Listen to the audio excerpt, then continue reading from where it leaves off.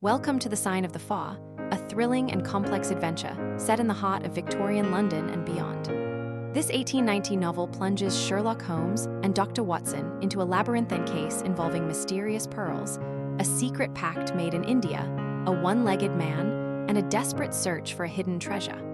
Their client is the nervous Miss Mary Morstan, who has been receiving a valuable pearl every year since her father's disappearance.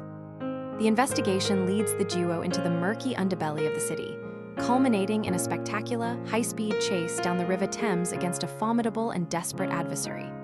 The Sign of the Four is a dazzling exploration of betrayal, colonialism, and the unbreakable bond between Holmes and his chronicler, Dr. Watson, whose heart is surprisingly captured by the case.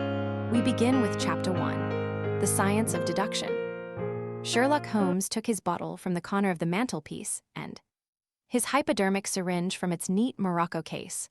With his long, white, nervous fingers he adjusted the delicate needle and rolled back his left shirt cuff. For some little time, his eyes rested thoughtfully upon the sinewy forearm and wrist all dotted and scarred with innumerable puncture marks.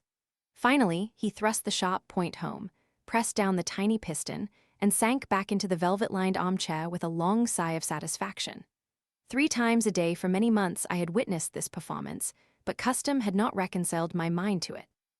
On the contrary, from day to day I had become more irritable at the sight, and my conscience swelled nightly within me at the thought that I had lacked the courage to protest. Again and again, I had registered a vow that I should deliver my soul upon the subject, but there was that in the cool, nonchalant air of my companion which made him the last man with whom one would care to take anything approaching to a liberty. His great powers, his masterly manner, and the experience which I had had of his many extraordinary qualities all made me diffident and backward in crossing him. Yet upon that afternoon, whether it was the bone which I had taken with my lunch, or the additional exasperation produced by the extreme deliberation of his manner, I suddenly felt that I could hold out no longer. "Which is it today?" I asked, "morphine or cocaine?" He raised his eyes languidly from the old black-letter volume which he had opened. "It is cocaine," he said, "a 7% solution. Would you care to try it?" "No, indeed," I answered brusquely. "My constitution has not got over the Afghan campaign yet. I cannot afford to throw any extra strain upon it." He smiled at my vehemence. "Perhaps you are right, Watson," he said. "I suppose that its influence is physically a bad one. I find it, however, so transcendently stimulating and clarifying to the mind that its secondary action is a matter of small moment. But consider," I said earnestly. "Count the cost. Your brain may, as you say, be roused and excited, but it is a pathological and morbid process, which involves increased tissue change and may at last leave a permanent weakness. You know, too, what a black reaction comes upon you. Surely the game is hardly worth the candle. Why should you, for a mere passing pleasure, risk the loss of those great powers with which you have been endowed? Remember that I speak not only as one comrade to another, but as a medical man to one for whose constitution he is to some extent answerable." He did not seem offended. On the contrary, he put his fingertips together and leaned his elbows on the arms of his chair, like one who has a relish for conversation. "My mind," he said, "rebels at stagnation. Give me problems, give me work, give me the most abstruse cryptogram or the most intricate analysis, and I am in my own proper atmosphere. I can dispense then with artificial stimulants, but I abhor the dull routine of existence. I crave for mental exaltation. That is why I have chosen my own particular profession, or rather created it, for I am the only one in the world." "The only unofficial detective?" I said, raising my eyebrows. "The only unofficial consulting detective," he answered. "I am the last and highest court of appeal in detection. When Gregson or Lestrade or Athelney Jones are out of their depths, which, by the way, is their normal state, the matter is laid before me. I examine the data as an expert and pronounce a specialist's opinion. I claim no credit in such cases. My name figures in no newspaper. The work itself, the pleasure of finding a field for my peculiar powers, is my highest reward. But you have yourself had some experience of my methods of work in the Jefferson Hope case." "Yes, indeed," said I cordially. "I was never so struck by anything in my life. I even embodied it in a small brochure with the somewhat fantastic title of a study in scarlet." He shook his head sadly. "I glanced over it," said he. "Honestly, I cannot congratulate you upon it. Detection is, or ought to be, an exact science and should be treated in the same cold and unemotional manner.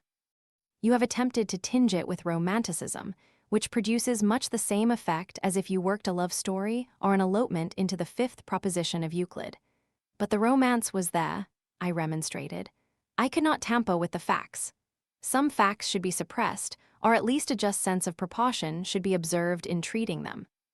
The only point in the case which deserved mention was the curious analytical reasoning from effects to causes by which I succeeded in unraveling it. I was annoyed at this criticism of a work which had been specially designed to please him. I confess, too, that I was irritated by the egotism which seemed to demand that every line of my pamphlet should be devoted to his own special doings. More than once during the years that I had lived with him in Baker Street, I had observed that a small vanity underlay my companion's quiet and didactic manner. I made no remark, however, but sat nursing my wounded leg. I had a Jezel bullet through it some time before, and though it did not prevent me from walking, it ached wearily at every change of the weather. "My practice has extended recently to the continent," said Holmes, after a while, filling up his old briar-root pipe. "I was consulted last week by Francois Levillard, who, as you probably know, has come rather to the front lately in the French detective service. He has all the Celtic power of quick intuition, but he is deficient in the wide range of exact knowledge which is essential to the higher developments of his art. The case was concerned with a will and possessed some features of interest. I was able to refer him to two parallel cases, the one at Riga in 1857 and the other at St. Louis in 1871, which have suggested to him the true solution. Here is the letter which I had this morning acknowledging my assistance." He tossed over, as he spoke, a crumpled sheet of foreign notepaper. I glanced my eyes down it, catching a profusion of notes of admiration, with stray magnifiques, coupe de matas, and tour de force, all testifying to the ardent admiration of the Frenchman. "He speaks as a pupil to his master," said I. "Oh, he rates my assistance too highly," said Sherlock Holmes lightly. "He has considerable gifts himself. He possesses 2 out of the 3 qualities necessary for the ideal detective. He has the power of observation and that of deduction. He is only wanting in knowledge, and that may come in time. He is now translating my small works into French." "Your works? Oh, didn't you know?" he cried, laughing. "Yes, I have been guilty of several monographs. They are all upon technical subjects. Here, for example, is one upon the distinction between the ashes of the various tobaccos. In it, I enumerate 140 forms of cigar, cigarette, and pipe tobacco, with colored plates illustrating the difference in the ash. It is a point which is continually turning up in criminal trials, and which is sometimes of supreme importance as a clue. If you can say definitely, for example, that some murder has been done by a man who was smoking an Indian lunka, it obviously narrows your field of search. To the trained eye, there is as much difference between the black ash of a trichinopoly and the white fluff of bird's eye as there is between a cabbage and a potato. "You have an extraordinary genius for minutiae," I remarked. "I appreciate their importance. Here is my monograph upon the tracing of footsteps, with some remarks upon the uses of plaster of Paris as a preserver of impresses. Here, too, is a curious little work upon the influence of a trade upon the form of the hand, with lithotypes of the hands of slaters, sailors, cock-cutters, compositors, weavers, and diamond polishers. That is a matter of great practical interest to the scientific detective, especially in cases of unclaimed bodies or in discovering the antecedents of criminals. But I weary you with my hobby." "Not at all," I answered earnestly. "It is of the greatest interest to me, especially since I have had the opportunity of observing your practical application of it. But you spoke just now of observation and deduction. Surely the one to some extent implies the other." "Why, hardly," he answered, leaning back luxuriously in his armchair and sending up thick blue wreaths from his pipe. "For example, observation shows me that you have been to the Wigmore Street post office this morning, but deduction lets me know that when there you dispatched a telegram." "Right," said I, "right on both points, but I confess that I don't see how you arrived at it. It was a sudden impulse upon my part, and I have mentioned it to no one." "It is simplicity itself," he remarked, chuckling at my surprise, "so absurdly simple that an explanation is superfluous, and yet it may serve to define the limits of observation and of deduction. Observation tells me that you have a little reddish mold adhering to your instep. Just opposite the Wigmore Street office, they have taken up the pavement and thrown up some earth which lies in such a way that it is difficult to avoid treading in it in entering. The earth is of this peculiar reddish tint which is found, as far as I know, nowhere else in the neighborhood. So much is observation, the rest is deduction. How, then, did you deduce the telegram? Why, of course I knew that you had not written a letter, since I sat opposite to you all morning. I see also in your open desk there that you have a sheet of stamps and a thick bundle of postcards. What could you go into the post office for then, but to send a wire? Eliminate all other factors, and the one which remains must be the truth. In this case it certainly is so, I replied, after a little thought. The thing, however, is, as you say, of the simplest. Would you think me impertinent if I were to put your theories to a more severe test? On the contrary, he answered, it would prevent me from taking a second dose of cocaine. I should be delighted to look into any problem which you might submit to me. I have heard you say that it is difficult for a man to have any object in daily use without leaving the impress of his individuality upon it in such a way that a trained observer might read it. Now, I have here a watch which has recently come into my possession. Would you have the kindness to let me have an opinion upon the character or habits of the late owner? I handed him over the watch with some slight feeling of amusement in my heart, for the test was, as I thought, an impossible one, and I intended it as a lesson against the somewhat dogmatic tone which he occasionally assumed.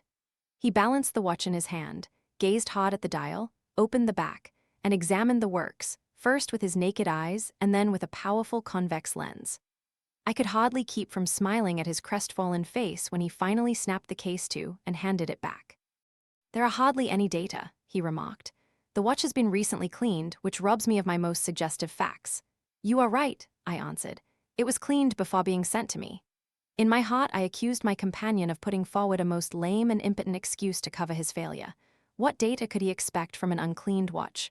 Though unsatisfactory, my research has not been entirely barren, he observed, staring up at the ceiling with dreamy, lackluster eyes.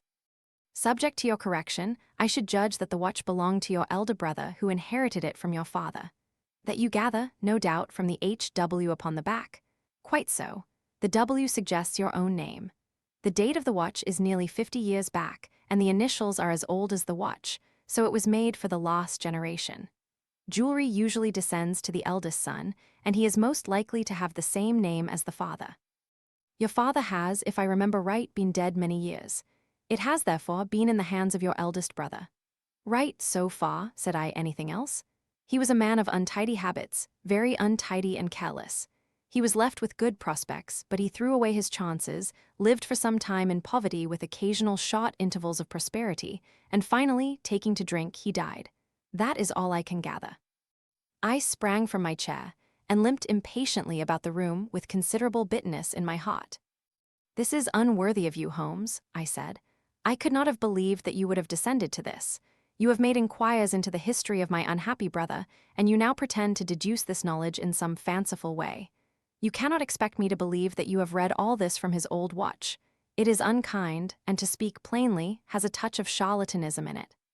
My dear doctor, said he, kindly, pray accept my apologies. Viewing the matter as an abstract problem, I had forgotten how personal and painful a thing it might be to you. I assure you, however, that I never even knew that you had a brother until you handed me the watch. Then how in the name of all that is wonderful did you get these facts? They are absolutely correct in every particular. Ah, that is good luck. I could only say what was the balance of probability. I did not at all expect to be so accurate. But it was not mere guesswork. No, I never guess. It is a shocking habit, destructive to the logical faculty. What seems strange to you is only so because you do not follow my train of thought or observe the small facts upon which large inferences may depend. For example, I began by stating that your brother was careless. When you observe the lower part of that watch case, you notice that it is not only dinted in 2 places, but it is cut and marked all over from the habit of keeping other hard objects, such as coins or keys, in the same pocket. Surely it is no great feat to assume that a man who treats a 50-guinea watch so cavalierly must be a careless man. Neither is it a very far-fetched inference that a man who inherits one article of such value is pretty well provided for in other respects. I nodded to show that I followed his reasoning. It is very customary for pawnbrokers in England, when they take a watch, to scratch the number of the ticket with a pinpoint upon the inside of the case. It is more handy than a label, as there is no risk of the number being lost or transposed. There are no less than 4 such numbers visible to my lens on the inside of this case. Inference, that your brother was often at low water. Secondary inference, that he had occasional bursts of prosperity, or he could not have redeemed the pledge. Finally, I ask you to look at the inner plate, which contains the keyhole. Look at the thousands of scratches all round the hole, marks where the key has slipped. What sober man's key could have scarred those grooves, but you will never see a drunkard's watch without them. He winds it at night, and he leaves these traces of his unsteady hand. Where is the mystery in all this? It is as clear as daylight, I answered. I regret the injustice which I did you. I should have had more faith in your marvelous faculty. May I ask whether you have any professional inquiry on foot at present? None, hence the cocaine. I cannot live without brain work. What else is there to live for? Stand at the window here. Was ever such a dreary, dismal, unprofitable world? See how the yellow fog swirls down the street and drifts across the dun-colored houses. What could be more hopelessly prosaic and material? What is the use of having powers, Doctor, when one has no field upon which to exert them? Crime is commonplace, existence is commonplace, and no qualities save those which are commonplace have any function upon earth. I had opened my mouth to reply to this tirade, when with a crisp knock our landlady entered, bearing a card upon the brass salver. "A young lady for you, sir," she said, addressing my companion. "Miss Mary Morstan," he read. I have no recollection of the name. Ask the young lady to step up, Mrs. Hudson. Don't go, Doctor. I should prefer that you remain. Chapter 2, the statement of the case. Miss Morstan entered the room with a firm step and an outward composure of manner. She was a blonde young lady, small, dainty, well-gloved, and dressed in the most perfect taste. There was, however, a plainness and simplicity about her costume which bore with it a suggestion of limited means. The dress was a somber grayish beige, untrimmed and unbraided, and she wore a small turban of the same dull hue, relieved only by a suspicion of white feather in the side. Her face had neither regularity of feature nor beauty of complexion, but her expression was sweet and amiable, and her large blue eyes were singularly spiritual and sympathetic. In an experience of women which extends over many nations and 3 separate continents, I have never looked upon a face which gave a clearer promise of a refined and sensitive nature. I could not but observe that as she took the seat which Sherlock Holmes placed for her, her lip trembled, her hand quivered, and she showed every sign of intense inward agitation. "I have come to you, Mr. Holmes," she said, "because you once enabled my employer, Mrs. Cecil Forrester, to unravel a little domestic complication. She was much impressed by your kindness and skill." "Mrs. Cecil Forrester," he repeated thoughtfully. "I believe that I was of some slight service to her. The case, however, as I remember it, was a very simple one. She did not think so, but at least you cannot say the same of mine. I can hardly imagine anything more strange, more utterly inexplicable, than the situation in which I find myself." Holmes rubbed his hands and his eyes glistened. He leaned forward in his chair with an expression of extraordinary concentration upon his clear-cut, hawk-like features. "State your case," said he, in brisk business tones. I felt that my position was an embarrassing one. "You will, I am sure, excuse me," I said, rising from my chair. To my surprise, the young lady held up her gloved hand to detain me. "If your friend," she said, "would be good enough to stop, he might be of inestimable service to me." I relapsed into my chair. "Briefly," she continued, "the facts are these. My father was an officer in an Indian regiment who sent me home when I was quite a child. My mother was dead, and I had no relative in England. I was placed, however, in a comfortable boarding establishment at Edinburgh, and there I remained until I was 17 years of age. In the year 1878, my father, who was senior captain of his regiment, obtained 12 months' leave and came home. He telegraphed to me from London that he had arrived all safe and directed me to come down at once, giving the Langham Hotel as his address. His message, as I remember, was full of kindness and love. On reaching London, I drove to the Langham and was informed that Captain Morstan was staying there, but that he had gone out the night before and had not yet returned. I waited all day without news of him. That night, on the advice of the manager of the hotel, I communicated with the police, and next morning we advertised in all the papers. Our inquiries led to no result, and from that day to this no word has ever been heard of my unfortunate father. He came home with his heart full of hope, to find some peace, some comfort, and instead, She put her hand to her throat, and a choking sob cut shot the sentence. "The date?" asked Holmes, opening his notebook. "He disappeared upon the 3rd of December, 1878, nearly 10 years ago. His luggage remained at the hotel." There was nothing in it to suggest a clue: some clothes, some books, and a considerable number of curiosities from the Andaman Islands. He had been one of the officers in charge of the convict guard there. Had he any friends in town? Only one that we know of, Major Sholto, of his own regiment, the 34th Bombay Infantry. The major had retired some little time before and lived at Upper Norwood. We communicated with him, of course, but he did not even know that his brother officer was in England. "A singular case," remarked Holmes. "I have not yet described to you the most singular part.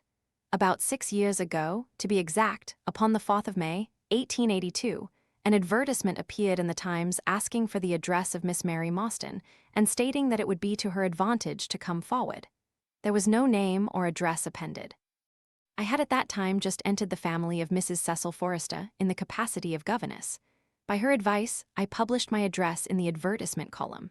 The same day there arrived through the post a small cardboard box addressed to me, which I found to contain a very large and lustrous pearl. No word of writing was enclosed.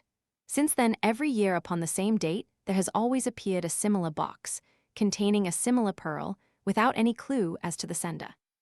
They have been pronounced by an expert to be of a rare variety and of considerable value. You can see for yourselves that they are very handsome." She opened a flat box as she spoke and showed me 6 of the finest pearls that I had ever seen. "Your statement is most interesting," said Sherlock Holmes. "Has anything else occurred to you?" "Yes, and no later than today. That is why I have come to you. This morning I received this letter, which you will perhaps read for yourself." "Thank you," said Holmes. "The envelope too, please. Postmark London, SW date July 7. Man's thumb mark on corner, probably postman. Best quality paper. Envelopes at 6 pence a packet. Particular man in his stationery. No address. Be at the 3rd pillar from the left outside the Lyceum Theatre tonight at 7 o'clock. If you are distrustful, bring 2 friends. You are a wronged woman and shall have justice. Do not bring police. If you do, all will be in vain. Your unknown friend." "Well, really, this is a very pretty little mystery. What do you intend to do, Miss Morstan?" "That is exactly what I want to ask you." "Then we shall most certainly go. You and I, and yes, why, Dr. Watson is the very man. Your correspondent says 2 friends. He and I have worked together before." "But would he come?" she asked, with something appealing in her voice and expression. "I should be proud and happy," said I fervently, "if I can be of any service." "You are both very kind," she answered. "I have led a retired life and have no friends whom I could appeal to. If I am here at 6 it will do, I suppose?" "You must not be later," said Holmes. "There is one other point, however. Is this handwriting the same as that upon the pearl box addresses?" "I have them here," she answered, producing half a dozen pieces of paper. "You are certainly a model client. You have the correct intuition. Let us see now." He spread out the papers upon the table and gave little darting glances from one to the other.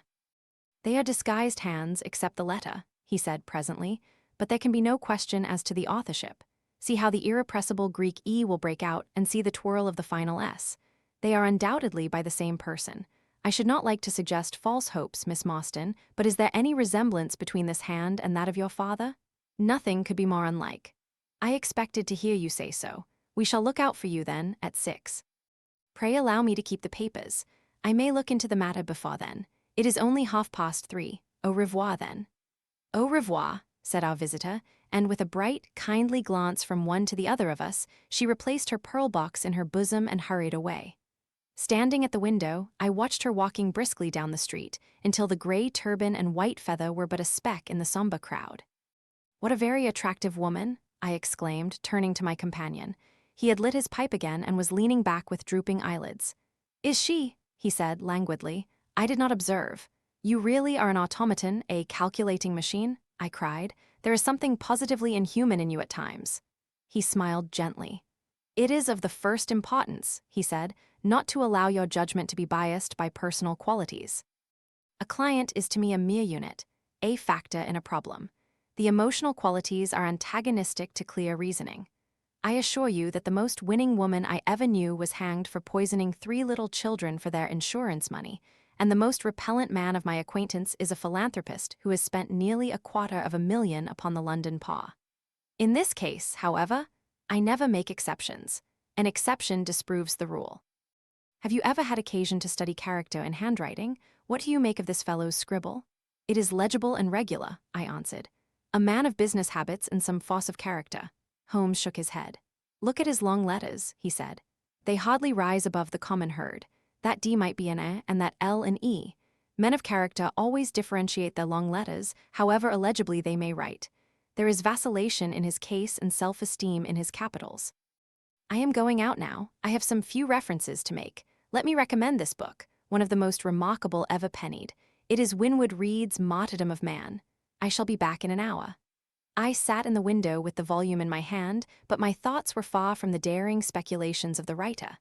My mind ran upon our late visitor, her smiles, the deep, rich tones of her voice, the strange mystery which overhung her life. If she were 17 at the time of her father's disappearance, she must be 27 now, a sweet age, when youth has lost its self-consciousness and become a little sobered by experience. So I sat and mused, until such dangerous thoughts came into my head that I hurried away to my desk and plunged furiously into the latest treatise upon pathology. What was I, an army surgeon with a weak leg and a weaker banking account, that I should dare to think of such things? She was a unit, a factor, nothing more. If my future were black, it was better surely to face it like a man than to attempt to brighten it by mere will-o'-the-wisps of the imagination. Chapter 3. In quest of a solution, it was 5:30 before Holmes returned. He was bright, eager, and in excellent spirits, a mood which in his case alternated with fits of the blackest depression. There is no great mystery in this matter, he said, taking the cup of tea which I had poured out for him. The facts appear to admit of only one explanation. What, you have solved it already? Well, that would be too much to say. I have discovered a suggestive fact, that is all. It is, however, very suggestive. The details are still to be added. I have just found, on consulting the back files of the Times, that Major Sholto of Upper Norwood, late of the 34th Bombay Infantry, died upon the 28th of April, 1882. I may be very obtuse, Holmes, but I fail to see what this suggests. No, you surprise me. Look at it in this way, then. Captain Morstan disappears. The only person in London whom he could have visited is Major Sholto. Major Sholto denies having heard that he was in London. 4 years later, Sholto dies. Within a week of his death, Captain Morstan's daughter receives a valuable present, which is repeated from year to year, and now culminates in a letter which describes her as a wronged woman. What wrong can it refer to except this deprivation of her father? And why should the presents begin immediately after Sholto's death, unless it is that Sholto's heir knows something of the mystery and desires to make compensation? Have you any alternative theory which will meet the facts? But what a strange compensation, and how strangely made. Why, too, should he write a letter now rather than 6 years ago? Again, the letter speaks of giving her justice. What justice can she have? It is too much to suppose that her father is still alive. There is no other injustice in her case that you know of. There are certainly difficulties, said Sherlock Holmes pensively. But our expedition of tonight will solve them all. Ah, here is a four-wheeler, and Miss Morstan is inside. Are you all ready?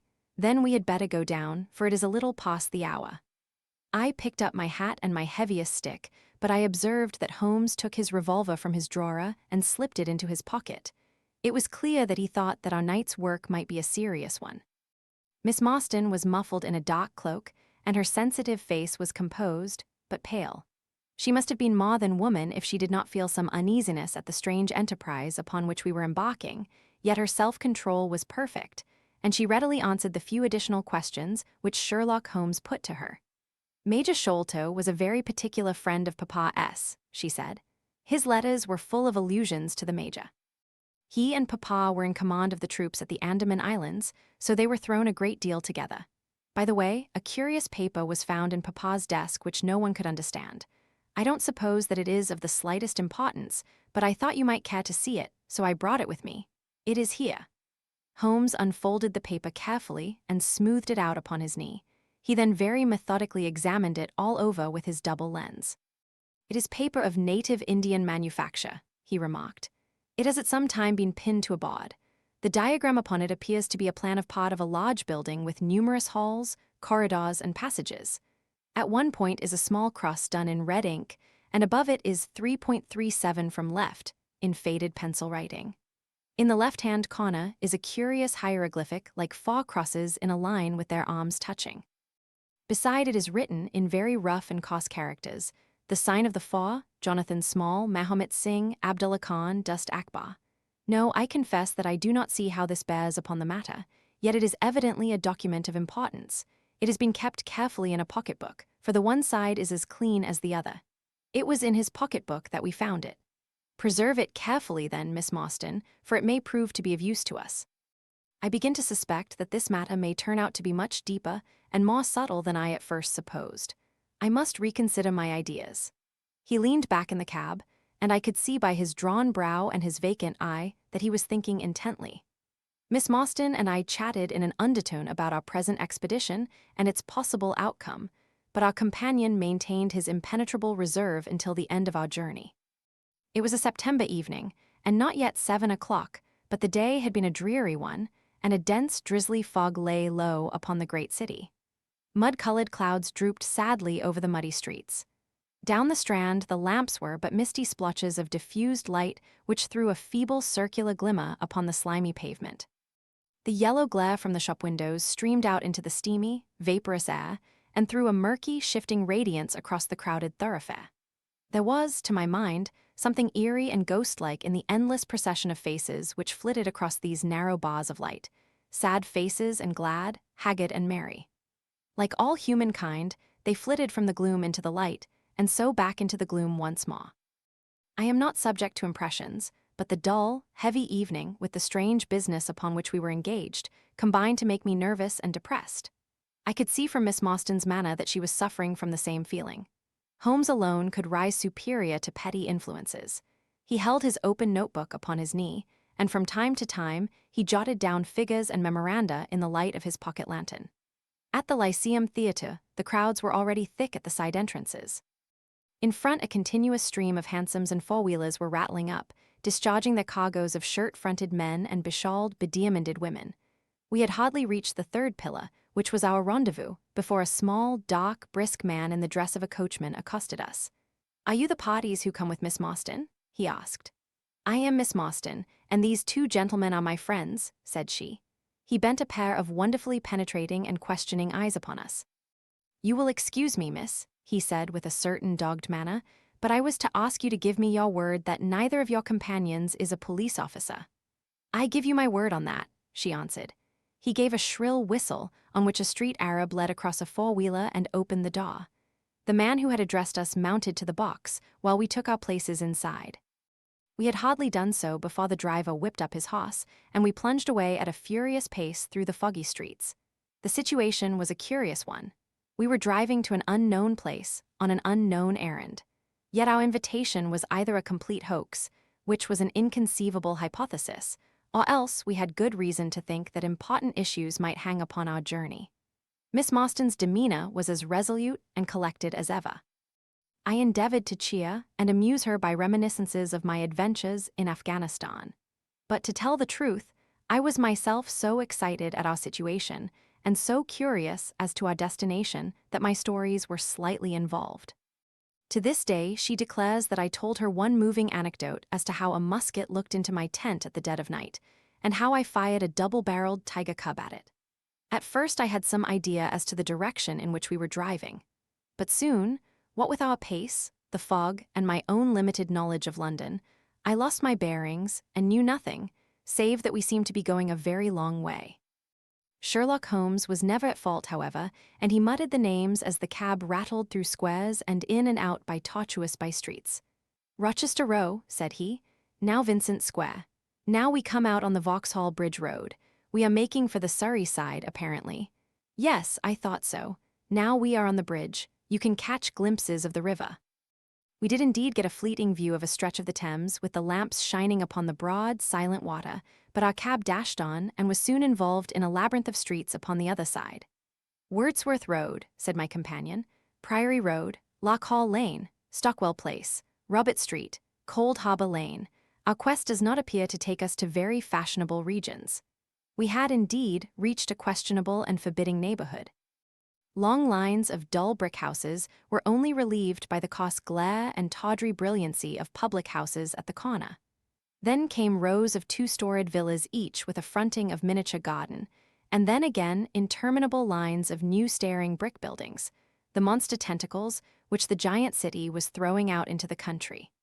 At last, the cab drew up at the third house in a new terrace. None of the other houses were inhabited, and that at which we stopped was as dark as its neighbors, save for a single glimmer in the kitchen window. On our knocking, however, the door was instantly thrown open by a Hindu servant clad in a yellow turban, white loose-fitting clothes, and a yellow sash. There was something strangely incongruous in this oriental figure framed in the commonplace doorway of a third-rate suburban dwelling house. "The Saab awaits you," said he, and even as he spoke there came a high piping voice from some inner room. "Show them into me, Kitmutka," it cried. "Show them straight into me." Chapter 4, the story of the bald-headed man. We followed the Indian down a sodded and common passage, ill-lit and worse furnished, until he came to a door upon the right, which he threw open. A blaze of yellow light streamed out upon us, and in the center of the glare there stood a small man with a very high head, a bristle of red hair all round the fringe of it, and a bald, shining scalp which shot out from among it like a mountain peak from fir trees. He writhed his hands together as he stood, and his features were in a perpetual jerk, now smiling, now scowling, but never for an instant in repose. Nature had given him a pendulous lip, and a too visible line of yellow and irregular teeth, which he strove feebly to conceal by constantly passing his hand over the lower part of his face.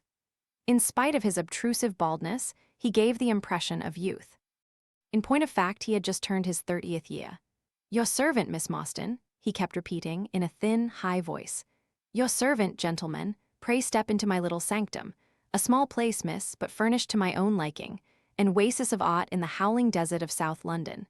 We were all astonished by the appearance of the apartment into which he invited us. In that sorry house, it looked as out of place as a diamond of the first water in a setting of brass. The richest and glossiest of curtains and tapestries draped the walls, looped back here and there to expose some richly mounted painting or oriental vase. The carpet was of ambayan black, so soft and so thick that the foot sank pleasantly into it, as into a bed of moss.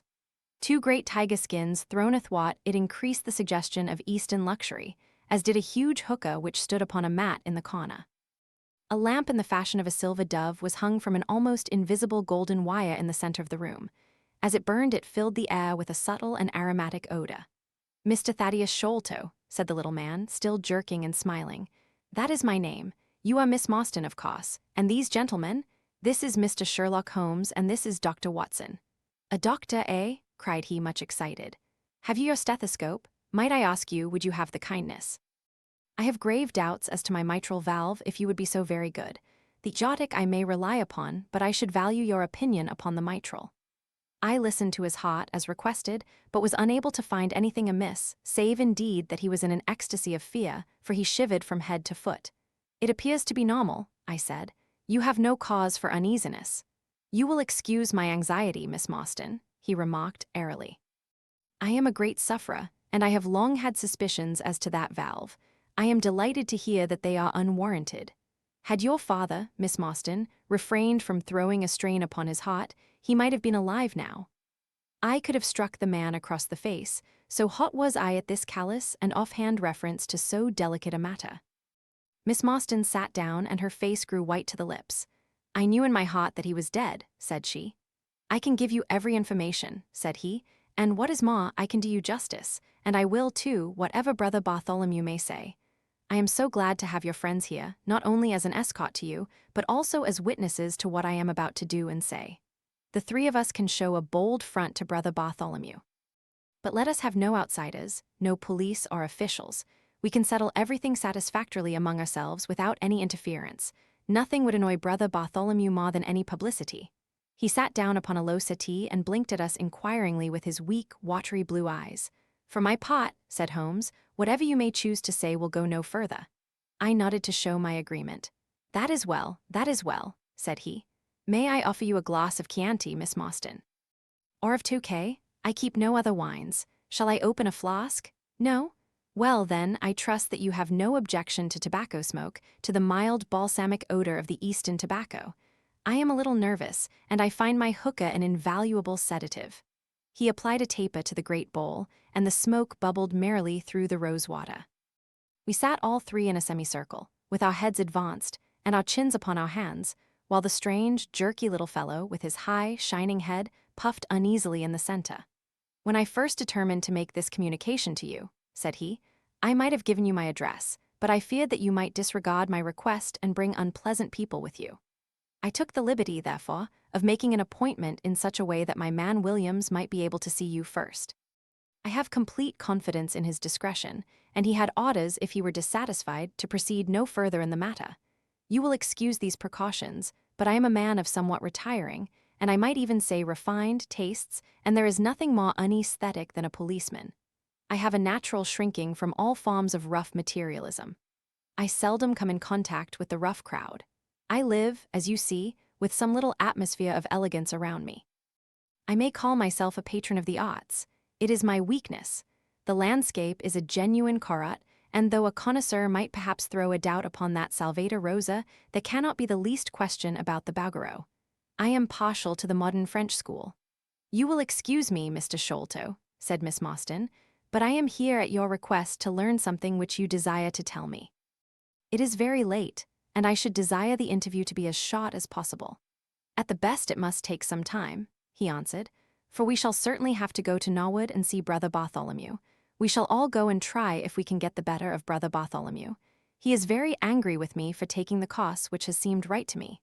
I had quite high words with him last night. You cannot imagine what a terrible fellow he is when he is angry. If we had to go to Norwood, it would perhaps be as well to start at once," I ventured to remark. He laughed until his ears were quite red. "That would hardly do," he cried. "I don't know what he would say if I brought you in that sudden way. No, I must prepare you by showing you how we all stand to each other.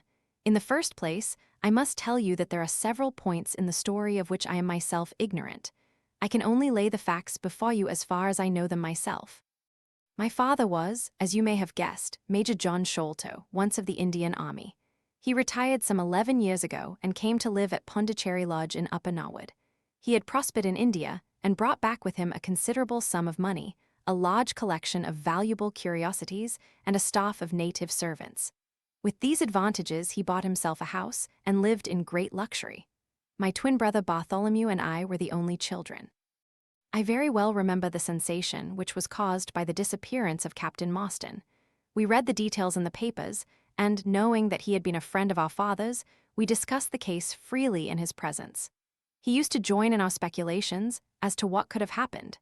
Never for an instant did we suspect that he had the whole secret hidden in his own breast, that of all men he alone knew the fate of Arthur Morstan. We did know, however, that some mystery, some positive danger, overhung our father. He was very fearful of going out alone, and he always employed 2 prize-fighters to act as porters at Pondicherry Lodge. Williams, who drove you tonight, was one of them. He was once lightweight champion of England. Our father would never tell us what it was he feared, but he had a most marked aversion to men with wooden legs. On one occasion, he actually fired his revolver at a wooden-legged man who proved to be a harmless tradesman canvassing for orders. We had to pay a large sum to hush the matter up. My brother and I used to think this a mere whim of my father's, but events have since led us to change our opinion. Early in 1882, my father received a letter from India which was a great shock to him. He nearly fainted at the breakfast table when he opened it, and from that day he sickened to his death. What was in the letter we could never discover, but I could see as he held it that it was shot and written in a scrawling hand. He had suffered for years from an enlarged spleen, but he now became rapidly worse, and towards the end of April we were informed that he was beyond all hope, and that he wished to make a last communication to us. When we entered his room, he was propped up with pillows and breathing heavily. He besought us to lock the door and to come upon either side of the bed. Then, grasping our hands, he made a remarkable statement to us, in a voice which was broken as much by emotion as by pain. I shall try and give it to you in his own very words. "I have only one thing," he said, "which weighs upon my mind at this supreme moment. It is my treatment of Paul Morstan's orphan. The cursed greed which has been my besetting sin through life has withheld from her the treasure, half at least of which should have been hers. And yet I have made no use of it myself, so blind and foolish a thing is avarice. The mere feeling of possession has been so dear to me that I could not bear to share it with another. See that chaplet dipped with pearls beside the quinine bottle, even that I could not bear to part with, although I had got it out with the design of sending it to her. You, my sons, will give her a fair share of the Agra treasure. But send her nothing, not even the chaplet, until I am gone. After all, men have been as bad as this and have recovered. I will tell you how Morstan died, he continued. He had suffered for years from a weak heart, but he concealed it from everyone. I alone knew it. When in India, he and I, through a remarkable chain of circumstances, came into possession of a considerable treasure. I brought it over to England, and on the night of Morstan's arrival, he came straight over here to claim his share. He walked over from the station and was admitted by my faithful old Lal Chowdhury, who is now dead. Morstan and I had a difference of opinion as to the division of the treasure, and we came to heated words. Morstan had sprung out of his chair in a paroxysm of anger when he suddenly pressed his hand to his side. His face turned a dusky hue, and he fell backwards, cutting his head against the corner of the treasure chest. When I stooped over him, I found, to my horror, that he was dead. For a long time, I sat half distracted, wondering what I should do. My first impulse was, of course, to call for assistance, but I could not but recognize that there was every chance that I would be accused of his murder. His death at the moment of a quarrel, and the gash in his head, would be black against me. Again, an official inquiry could not be made without bringing out some facts about the treasure, which I was particularly anxious to keep secret. He had told me that no soul upon earth knew where he had gone. There seemed to be no necessity why any soul ever should know. I was still pondering over the matter when, looking up, I saw my servant Lal Chowdhury in the doorway. He stole in and bolted the door behind him. "Do not fear, Saab," he said. "No one need know that you have killed him. Let us hide him away, and who is the wiser?" "I did not kill him," said I. Lal Chowdhury shook his head and smiled. "I heard it all, Saab," said he. "I heard you quarrel, and I heard the blow. But my lips are sealed. All are asleep in the house. Let us put him away together." That was enough to decide me. If my own servant could not believe my innocence, how could I hope to make it good before 12 foolish tradesmen in a jury box? Lal Chowdhury and I disposed of the body that night, and within a few days the London papers were full of the mysterious disappearance of Captain Morstan. You will see from what I say that I can hardly be blamed in the matter. My fault lies in the fact that we concealed not only the body, but also the treasure, and that I have clung to Morstan's share as well as to my own. I wish you, therefore, to make restitution. Put your ears down to my mouth. The treasure is hidden in. At this instant, a horrible change came over his expression. His eyes stared wildly, his jaw dropped, and he yelled in a voice which I can never forget, "Keep him out! For Christ's sake, keep him out!" We both stared round at the window behind us upon which his gaze was fixed. A face was looking in at us out of the darkness. We could see the whitening of the nose where it was pressed against the glass. It was a bearded, hairy face, with wild, cruel eyes and an expression of concentrated malevolence. My brother and I rushed towards the window, but the man was gone. When we returned to my father, his head had dropped and his pulse had ceased to beat. We searched the garden that night, but found no sign of the intruder, save that just under the window, a single footmark was visible in the flower bed. But for that one trace, we might have thought that our imaginations had conjured up that wild, fierce face. We soon, however, had another and a more striking proof that there were secret agencies at work all round us. The window of my father's room was found open in the morning, his cupboards and boxes had been rifled, and upon his chest was fixed a torn piece of paper, with the words, "The sign of the Faw," scrawled across it. What the phrase meant, or who our secret visitor may have been, we never knew. As far as we can judge, none of my father's property had been actually stolen, though everything had been turned out. My brother and I naturally associated this peculiar incident with the fear which haunted my father during his life, but it is still a complete mystery to us. The little man stopped to relight his hookah and puffed thoughtfully for a few moments. We had all sat absorbed, listening to his extraordinary narrative. At the short account of her father's death, Miss Morstan had turned deadly white, and for a moment I feared that she was about to faint. She rallied, however, on drinking a glass of water which I quietly poured out for her from a Venetian carafe upon the side table. Sherlock Holmes leaned back in his chair with an abstracted expression and the lids drawn low over his glittering eyes. As I glanced at him, I could not but think how on that very day he had complained bitterly of the commonplaceness of life. Here at least was a problem which would tax his sagacity to the utmost. Mr. Thaddeus Sholto looked from one to the other of us with an obvious pride at the effect which his story had produced, and then continued between the puffs of his overgrown pipe. "My brother and I," said he, "were, as you may imagine, much excited as to the treasure which my father had spoken of. For weeks and for months we dug and delved in every part of the garden without discovering its whereabouts. It was maddening to think that the hiding place was on his very lips at the moment that he died. We could judge the splendor of the missing riches by the chaplet which he had taken out. Over this chaplet, my brother Bartholomew and I had some little discussion.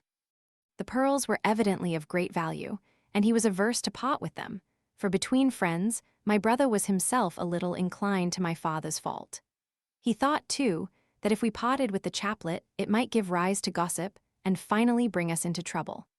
It was all that I could do to persuade him to let me find out Miss Morstan's address and send her a detached pearl at fixed intervals, so that at least she might never feel destitute." "It was a kindly thought," said our companion earnestly. "It was extremely good of you." The little man waved his hand deprecatingly. "We were your trustees," he said. "That was the view which I took of it, though brother Bartholomew could not altogether see it in that light. We had plenty of money ourselves. I desired no more. Besides, it would have been such bad taste to have treated a young lady in so scurvy a fashion. Le mauvais goût me no crime." The French have a very neat way of putting these things. Our difference of opinion on this subject went so far that I thought it best to set up rooms for myself, so I left Pondicherry Lodge, taking the old Kitmutka and Williams with me. Yesterday, however, I learned that an event of extreme importance has occurred. The treasure has been discovered. I instantly communicated with Miss Morstan, and it only remains for us to drive out to Norwood and demand our share. I explained my views last night to brother Bartholomew, so we shall be expected, if not welcome, visitors. Mr. Thaddeus Sholto ceased and sat twitching on his luxurious settee. We all remained silent, with our thoughts upon the new development which the mysterious business had taken. Holmes was the first to spring to his feet. "You have done well, sir, from first to last," said he. "It is possible that we may be able to make you some small return by throwing some light upon that which is still dark to you. But, as Miss Morstan remarked just now, it is late, and we had best put the matter through without delay." Our new acquaintance very deliberately coiled up the tube of his hookah, and produced from behind a curtain a very long befrogged topcoat with astrakhan collar and cuffs. This he buttoned tightly up, in spite of the extreme closeness of the night, and finished his attire by putting on a rabbit-skin cap with hanging lappets which covered the ears, so that no part of him was visible save his mobile and peaky face. "My health is somewhat fragile," he remarked, as he led the way down the passage. "I am compelled to be a valetudinarian." Our cab was awaiting us outside, and our program was evidently prearranged, for the driver started off at once at a rapid pace. Thaddeus Sholto talked incessantly, in a voice which rose high above the rattle of the wheels. "Bartholomew is a clever fellow," said he. "How do you think he found out where the treasure was?" He had come to the conclusion that it was somewhere in Dawes, so he worked out all the cubic space of the house and made measurements everywhere so that not 1 inch should be unaccounted for. Among other things, he found that the height of the building was 74 feet, but on adding together the heights of all the separate rooms and making every allowance for the space between, which he ascertained by borings, he could not bring the total to more than 70 feet. There were 4 feet unaccounted for. These could only be at the top of the building.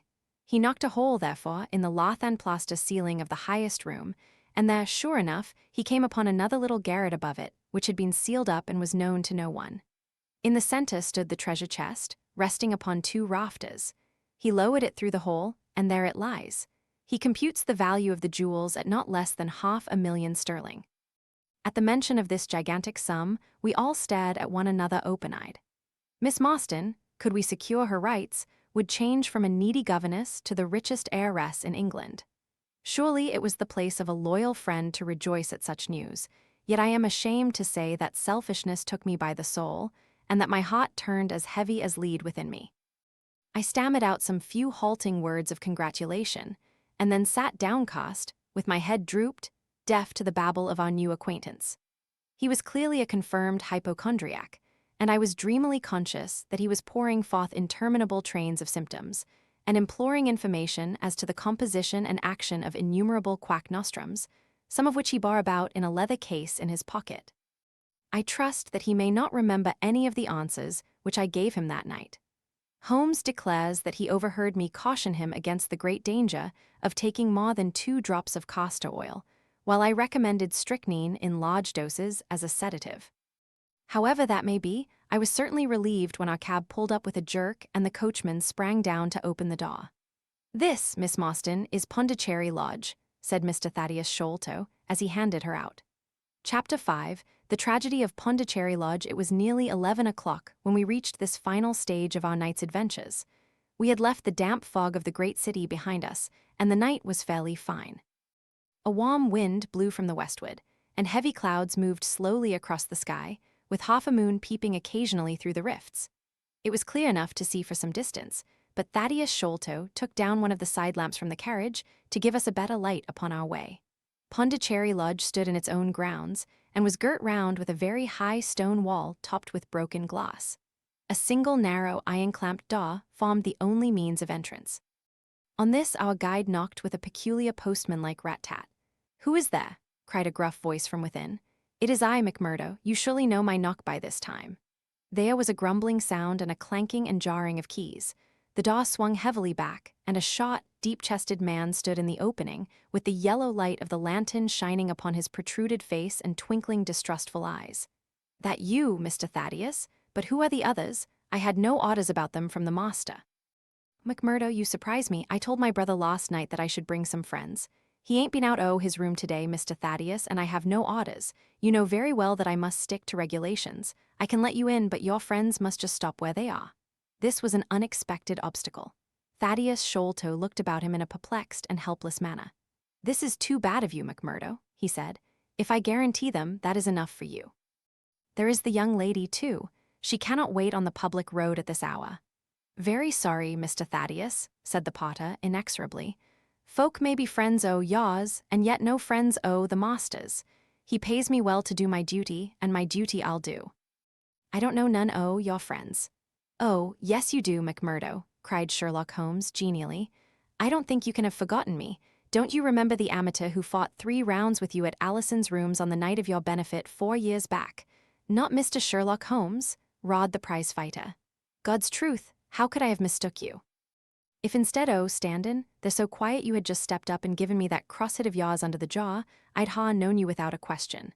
Ah, you're one that has wasted your gifts, you have. You might have aimed high if you had joined the fancy. You see, Watson, if all else fails me, I have still one of the scientific professions open to me," said Holmes, laughing. "Our friend won't keep us out in the cold now, I am sure." "In you come, sir, in you come, you and your friends," he answered. "Very sorry, Mr. Thaddeus, but orders are very strict. Had to be certain of your friends before I let them in." Inside, a gravel path wound through desolate grounds to a huge clump of a house, square and prosaic, all plunged in shadow save where a moonbeam struck one corner and glimmered in a garret window. The vast size of the building, with its gloom and its deathly silence, struck a chill to the heart. Even Thaddeus Sholto seemed ill at ease, and the lantern quivered and rattled in his hand. "I cannot understand it," he said. "There must be some mistake. I distinctly told Bartholomew that we should be here, and yet there is no light in his window. I do not know what to make of it." "Does he always guard the premises in this way?" asked Holmes. "Yes, he has followed my father's custom. He was the favorite son, you know, and I sometimes think that my father may have told him more than he ever told me. That is Bartholomew's window up there where the moonshine strikes. It is quite bright, but there is no light from within, I think." "None," said Holmes, "but I see the glint of a light in that little window beside the door." "Ah, that is the housekeeper's room. That is where old Mrs. Bernstone sits. She can tell us all about it. But perhaps you would not mind waiting here for a minute or two, for if we all go in together and she has no word of our coming, she may be alarmed. But hush, what is that?" He held up the lantern, and his hand shook until the circles of light flickered and wavered all round us. Miss Morstan seized my wrist, and we all stood with thumping hearts, straining our ears. From the great black house there sounded through the silent night the saddest and most pitiful of sounds, the shrill, broken whimpering of a frightened woman. "It is Mrs. Bernstone," said Sholto. "She is the only woman in the house. Wait here, I shall be back in a moment." He hurried for the door and knocked in his peculiar way. We could see a tall old woman admit him and sway with pleasure at the very sight of him. "Oh, Mr. Thaddeus, sir, I am so glad you have come." "I am so glad you have come, Mr. Thaddeus, sir. We heard her reiterated rejoicings until the door was closed and her voice died away into a muffled monotone. Our guide had left us the lantern. Holmes swung it slowly round and peered keenly at the house and at the great rubbish heaps which cumbered the grounds. Miss Morstan and I stood together, and her hand was in mine. A wondrous subtle thing is love, for here were we two who had never seen each other before that day, between whom no word or even look of affection had ever passed, and yet now in an hour of trouble, our hands instinctively sought for each other. I have marveled at it since, but at the time it seemed the most natural thing that I should go out to her so, and, as she has often told me, there was in her also the instinct to turn to me for comfort and protection. So we stood hand in hand, like two children, and there was peace in our hearts for all the dark things that surrounded us. "What a strange place," she said, looking round. "It looks as though all the moles in England had been let loose in it. I have seen something of the sort on the side of a hill near Ballarat, where the prospectors had been at work." "And from the same cause," said Holmes. "These are the traces of the treasure-seekers. You must remember that they were 6 years looking for it. No wonder that the grounds look like a gravel pit." At that moment, the door of the house burst open, and Thaddeus Sholto came running out, with his hands thrown forward and terror in his eyes. "There is something amiss with Bartholomew," he cried. "I am frightened, my nerves cannot stand it." He was, indeed, half blubbering with fear, and his twitching feeble face peeping out from the great astrakhan collar had the helpless appealing expression of a terrified child. "Come into the house," said Holmes in his crisp, firm way. "Yes, do," pleaded Thaddeus Sholto. "I really do not feel equal to giving directions." We all followed him into the housekeeper's room, which stood upon the left-hand side of the passage. The old woman was pacing up and down with a scared look and restless picking fingers, but the sight of Miss Morstan appeared to have a soothing effect upon her. "God bless your sweet, calm face," she cried, with an hysterical sob. "It does me good to see you. Oh, but I have been sorely tried this day." Our companion patted her thin, work-worn hand and murmured some few words of kindly, womanly comfort which brought the color back into the other's bloodless cheeks. "Master has locked himself in and will not answer me," she explained. "All day I have waited to hear from him, for he often likes to be alone, but an hour ago I feared that something was amiss, so I went up and peeped through the keyhole. You must go up, Mr. Thaddeus. You must go up and look for yourself. I have seen Mr. Bartholomew Sholto in joy and in sorrow for 10 long years, but I never saw him with such a face on him as that." Sherlock Holmes took the lamp and led the way, for Thaddeus Sholto's teeth were chattering in his head. So shaken was he that I had to pass my hand under his arm as we went up the stairs, for his knees were trembling under him. Twice as we ascended, Holmes whipped his lens out of his pocket and carefully examined marks, which appeared to me to be mere shapeless smudges of dust upon the coconut matting which served as a stair carpet. He walked slowly from step to step, holding the lamp and shooting keen glances to right and left. Miss Morstan had remained behind with the frightened housekeeper. The third flight of stairs ended in a straight passage of some length, with a great picture in Indian tapestry upon the right of it and 3 doors upon the left. Holmes advanced along it in the same slow and methodical way, while we kept close at his heels, with our long black shadows streaming backwards down the corridor. The third door was that which we were seeking. Holmes knocked without receiving any answer, and then tried to turn the handle and force it open. It was locked on the inside, however, and by a broad and powerful bolt, as we could see when we set our lamp up against it. The key being turned, however, the hole was not entirely closed. Sherlock Holmes bent down to it and instantly rose again with a sharp intaking of the breath. "There is something devilish in this, Watson," said he, more moved than I had ever before seen him. "What do you make of it?" I stooped to the hole and recoiled in horror. Moonlight was streaming into the room, and it was bright with a vague and shifty radiance. Looking straight at me, and suspended, as it were, in the air, for all beneath was in shadow, there hung a face, the very face of our companion Thaddeus. There was the same high, shining head, the same circular bristle of red hair, the same bloodless countenance. The features were set, however, in a horrible smile, a fixed and unnatural grin, which in that still and moonlit room was more jarring to the nerves than any scowl or contortion. So like was the face to that of our little friend that I looked round at him to make sure that he was indeed with us. Then I recalled to mind that he had mentioned to us that his brother and he were twins. "This is terrible." I said to Holmes, "What is to be done?" "The door must come down," he answered, and springing against it, he put all his weight upon the lock. It creaked and groaned, but did not yield. Together we flung ourselves upon it once more, and this time it gave way with a sudden snap, and we found ourselves within Bartholomew Sholto's chamber.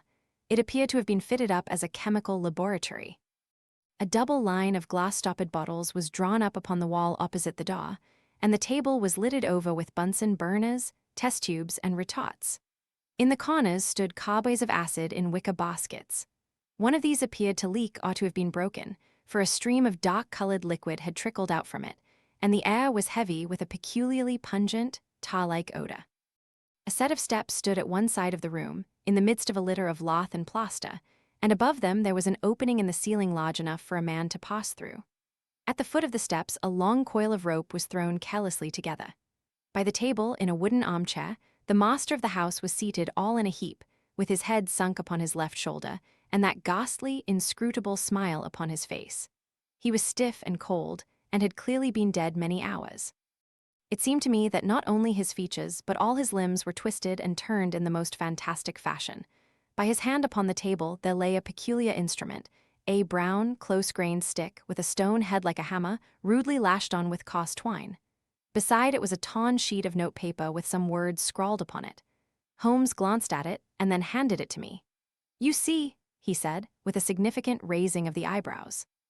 In the light of the lantern I read, with a thrill of horror, the sign of the Faw. "In God's name, what does it all mean?" I asked. "It means murder," said he, stooping over the dead man. "Ah, I expected it. Look here." He pointed to what looked like a long, dark thorn stuck in the skin just above the ear. "It looks like a thorn," said I. "It is a thorn. You may pick it out, but be careful, for it is poisoned." I took it up between my finger and thumb. It came away from the skin so readily that hardly any mark was left behind. One tiny speck of blood showed where the puncture had been. "This is all an insoluble mystery to me," said I. "It grows darker instead of clearer." "On the contrary," he answered, "it clears every instant. I only require a few missing links to have an entirely connected case." We had almost forgotten our companion's presence since we entered the chamber. He was still standing in the doorway, the very picture of terror, wringing his hands and moaning to himself. Suddenly, however, he broke out into a sharp, querulous cry. "The treasure is gone," he said. "They have robbed him of the treasure. There is the hole through which we lowered it. I helped him to do it. I was the last person who saw him. I left him here last night, and I heard him lock the door as I came downstairs." "What time was that?" "It was 10 o'clock. And now he is dead, and the police will be called in, and I shall be suspected of having had a hand in it." "Oh, yes, I am sure I shall. But you don't think so, gentlemen? Surely you don't think that it was I? Is it likely that I would have brought you here if it were I? Oh dear, oh dear. I know that I shall go mad." He jerked his arms and stamped his feet in a kind of convulsive frenzy. "You have no reason for fear, Mr. Sholto," said Holmes, kindly, putting his hand upon his shoulder. "Take my advice and drive down to the station to report this matter to the police. Offer to assist them in every way. We shall wait here until your return." The little man obeyed in a half-stupefied fashion, and we heard him stumbling down the stairs in the dark. Chapter 6. Sherlock Holmes gives a demonstration. "Now, Watson," said Holmes, rubbing his hands, "we have half an hour to ourselves. Let us make good use of it. My case is, as I have told you, almost complete, but we must not err on the side of overconfidence. Simple as the case seems now, there may be something deeper underlying it." "Simple?" I ejaculated. "Surely," said he, with something of the air of a clinical professor expounding to his class. "Just sit in the corner there, that your footprints may not complicate matters. Now to work. In the first place, how did these folk come, and how did they go? The door has not been opened since last night. How of the window?" He carried the lamp across to it, muttering his observations aloud the while, but addressing them to himself rather than to me. "Window is snibbed on the inner side. Framework is solid. No hinges at the side. Let us open it. No water pipe near. Roof quite out of reach.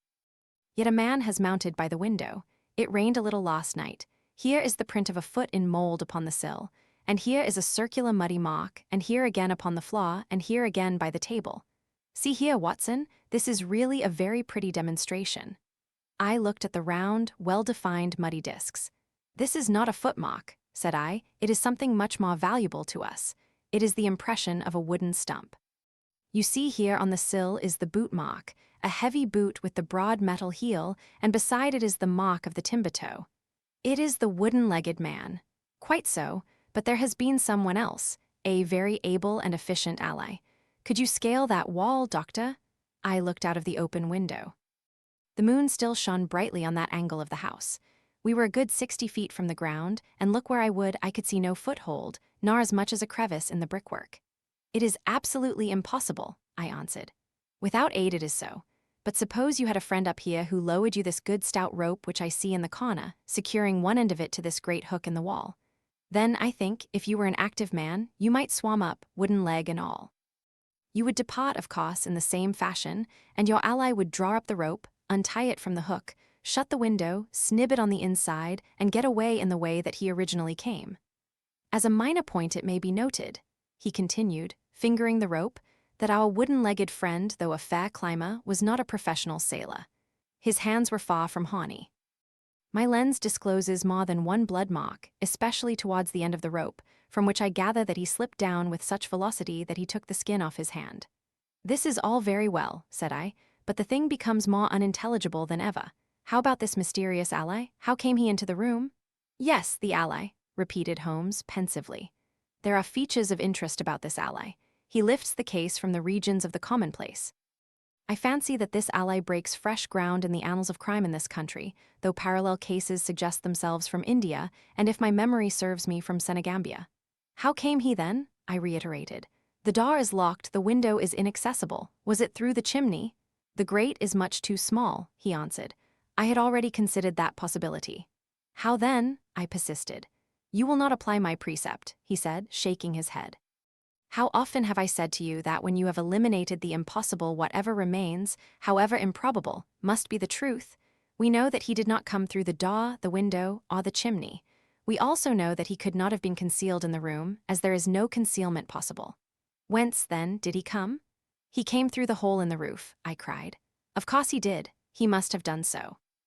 If you will have the kindness to hold the lamp for me, we shall now extend our researches to the room above, the secret room in which the treasure was found.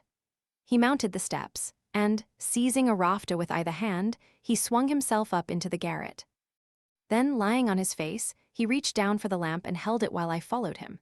The chamber in which we found ourselves was about 10 feet one way and 6 the other. The floor was formed by the rafters, with thin lath and plaster between, so that in walking one had to step from beam to beam. The roof ran up to an apex, and was evidently the inner shell of the true roof of the house. There was no furniture of any sort, and the accumulated dust of years lay thick upon the floor. Here you are, you see, said Sherlock Holmes, putting his hand against the sloping wall. This is a trapdoor which leads out onto the roof. I can press it back, and here is the roof itself, sloping at a gentle angle. This, then, is the way by which number 1 entered. Let us see if we can find any other traces of his individuality. He held down the lamp to the floor, and as he did so I saw for the second time that night a startled, surprised look come over his face. For myself, as I followed his gaze, my skin was cold under my clothes. The floor was covered thickly with the prints of a naked foot, clear, well-defined, perfectly formed, but scarce half the size of those of an ordinary man. Holmes, I said in a whisper, a child has done the horrid thing. He had recovered his self-possession in an instant. I was staggered for the moment, he said, but the thing is quite natural. My memory failed me, or I should have been able to foretell it. There is nothing more to be learned here. Let us go down. What is your theory, then, as to those footmarks? I asked eagerly when we had regained the lower room once more. My dear Watson, try a little analysis yourself, said he with a touch of impatience. You know my methods. Apply them, and it will be instructive to compare results. I cannot conceive anything which will cover the facts, I answered. It will be clear enough to you soon, he said in an offhand way.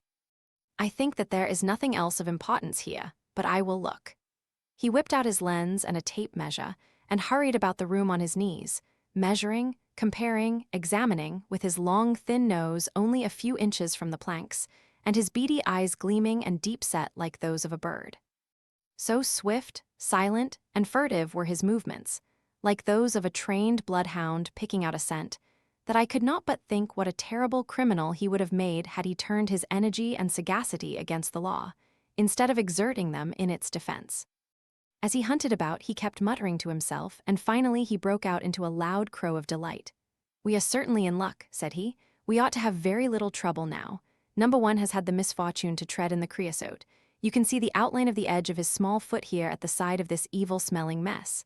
The cobway has been cracked, you see, and the stuff has leaked out. "What then?" I asked. "Why, we have got him, that's all," said he. "I know a dog that would follow that scent to the world's end. If a pack can track a trailed herring across a shire, how far can a specially trained hound follow so pungent a smell as this? It sounds like a sum in the rule of 3. The answer should give us but halloa! Here are the accredited representatives of the law." Heavy steps and the clamor of loud voices were audible from below, and the hall door shut with a loud crash. "Before they come," said Holmes, "just put your hand here on this poor fellow's arm and here on his leg. What do you feel?" "The muscles are as hard as a board," I answered. "Quite so. They are in a state of extreme contraction, far exceeding the usual rigor mortis. Coupled with this distortion of the face, this Hippocratic smile, or risus sardonicus, as the old writers called it, what conclusion would it suggest to your mind?" "Death from some powerful vegetable alkaloid," I answered, "some strychnine-like substance which would produce tetanus." That was the idea which occurred to me the instant I saw the drawn muscles of the face. On getting into the room, I at once looked for the means by which the poison had entered the system. As you saw, I discovered a thorn which had been driven or shot with no great force into the scalp. You observe that the part struck was that which would be turned towards the hole in the ceiling if the man were erect in his chair. Now examine the thorn. I took it up gingerly and held it in the light of the lantern. It was long, sharp, and black, with a glazed look near the point as though some gummy substance had dried upon it. The blunt end had been trimmed and rounded off with a knife. "Is that an English thorn?" he asked. "No, it certainly is not." With all these data you should be able to draw some just inference. But here are the regulars, so the auxiliary forces may beat a retreat. As he spoke, the steps which had been coming nearer sounded loudly on the passage, and a very stout, portly man in a grey suit strode heavily into the room. He was red-faced, burly and plethoric, with a pair of very small twinkling eyes which looked keenly out from between swollen and puffy pouches. He was closely followed by an inspector in uniform and by the still palpitating Thaddeus Sholto. "Here's a business," he cried in a muffled, husky voice. "Here's a pretty business, but who are all these? Why, the house seems to be as full as a rabbit warren." "I think you must recollect me, Mr. Athelney Jones," said Holmes quietly. "Why, of course I do," he wheezed. "It's Mr. Sherlock Holmes, the theorist. Remember you, I'll never forget how you lectured us all on causes and inferences and effects in the Bishopgate jewel case. It's true you set us on the right track, but you'll own now that it was more by good luck than good guidance. It was a piece of very simple reasoning." "Oh, come now, come. Never be ashamed to own up. But what is all this? Bad business, bad business. Stern facts here, no room for theories." "How lucky that I happened to be out at Norwood over another case. I was at the station when the message arrived. What do you think the man died of?" "Oh, this is hardly a case for me to theorize over," said Holmes dryly. No, still we can't deny that you hit the nail on the head sometimes. Dear me, door locked, I understand. Jewels worth $500,000 missing. How was the window?" "Fastened, but there are steps on the sill." Well, if it was fastened, the steps could have nothing to do with the matter. That's common sense. Man might have died in a fit, but then the jewels are missing. I have a theory. These flashes come upon me at times. Just step outside, Sergeant, and you, Mr. Sholto, your friend can remain.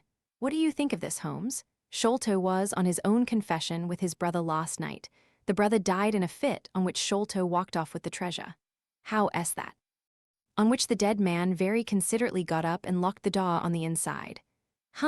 There's a flaw there. Let us apply common sense to the matter. This Thaddeus Sholto was with his brother. There was a quarrel. So much we know. The brother is dead and the jewels are gone. So much also we know. No one saw the brother from the time Thaddeus left him. His bed had not been slept in. Thaddeus is evidently in a most disturbed state of mind. His appearance is, well, not attractive. You see that I am weaving my web round Thaddeus. The net begins to close upon him. "You are not quite in possession of the facts yet," said Holmes. "This splinter of wood, which I have every reason to believe to be poisoned, was in the man's scalp where you still see the mark.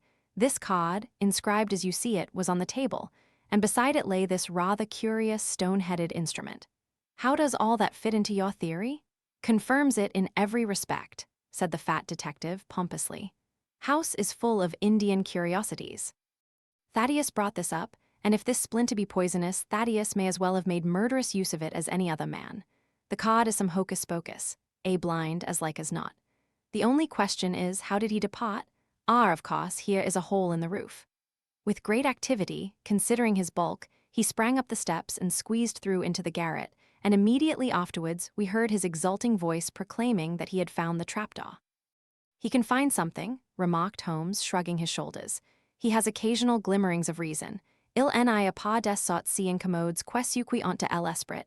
"You see," said Athelney Jones, reappearing down the steps again. "Facts are better than mere theories, after all. My view of the case is confirmed. There is a trapdoor communicating with the roof, and it is partly open. It was I who opened it." "Oh, indeed, you did notice it, then?" He seemed a little crestfallen at the discovery. "Well, whoever noticed it, it shows how our gentleman got away. Inspector?" "Yes, sir," from the passage. "Ask Mr. Sholto to step this way. Mr. Sholto, it is my duty to inform you that anything which you may say will be used against you. I arrest you in the Queen's name as being concerned in the death of your brother." "There now, didn't I tell you?" cried the poor little man, throwing out his hands and looking from one to the other of us. "Don't trouble yourself about it, Mr. Sholto," said Holmes. "I think that I can engage to clear you of the charge." "Don't promise too much, Mr. Theorist. Don't promise too much," snapped the detective. "You may find it a harder matter than you think. Not only will I clear him, Mr. Jones, but I will make you a free present of the name and description of one of the two people who were in this room last night. His name, I have every reason to believe, is Jonathan Small. He is a poly-educated man, small, active, with his right leg off, and wearing a wooden stump which is worn away upon the inner side. His left boot has a coarse, square-toed sole, with an iron band round the heel. He is a middle-aged man, much sunburned, and has been a convict. These few indications may be of some assistance to you, coupled with the fact that there is a good deal of skin missing from the palm of his hand. The other man?" "The other man?" asked Athelney Jones in a sneering voice, but impressed nonetheless, as I could easily see by the precision of the other's manner. "Is a rather curious person," said Sherlock Holmes, turning upon his heel. "I hope before very long to be able to introduce you to the pair of them. A word with you, Watson." He led me out to the head of the stair. "This unexpected occurrence," he said, "has caused us rather to lose sight of the original purpose of our journey." "I have just been thinking so," I answered. "It is not right that Miss Morstan should remain in this stricken house. No, you must escort her home. She lives with Mrs. Cecil Forrester in Lower Camberwell, so it is not very far. I will wait for you here if you will drive out again. Or perhaps you are too tired." "By no means. I don't think I could rest until I know more of this fantastic business. I have seen something of the rough side of life, but I give you my word that this quick succession of strange surprises tonight has shaken my nerve completely. I should like, however, to see the matter through with you, now that I have got so far." "Your presence will be of great service to me," he answered. "We shall work the case out independently, and leave this fellow Jones to exult over any mare's nest which he may choose to construct. When you have dropped Miss Morstan, I wish you to go on to number 3, Pinchin Lane, down near the water's edge at Lambeth. The third house on the right-hand side is a bird-stuffer S. Sherman is the name. You will see a weasel holding a young rabbit in the window. Knock old Sherman up and tell him with my compliments that I want Toby at once. You will bring Toby back in the cab with you. A dog, I suppose." "Yes, a queer mongrel with a most amazing power of scent. I would rather have Toby's help than that of the whole detective force of London." "I shall bring him, then," said I. "It is 1 now. I ought to be back before 3 if I can get a fresh horse."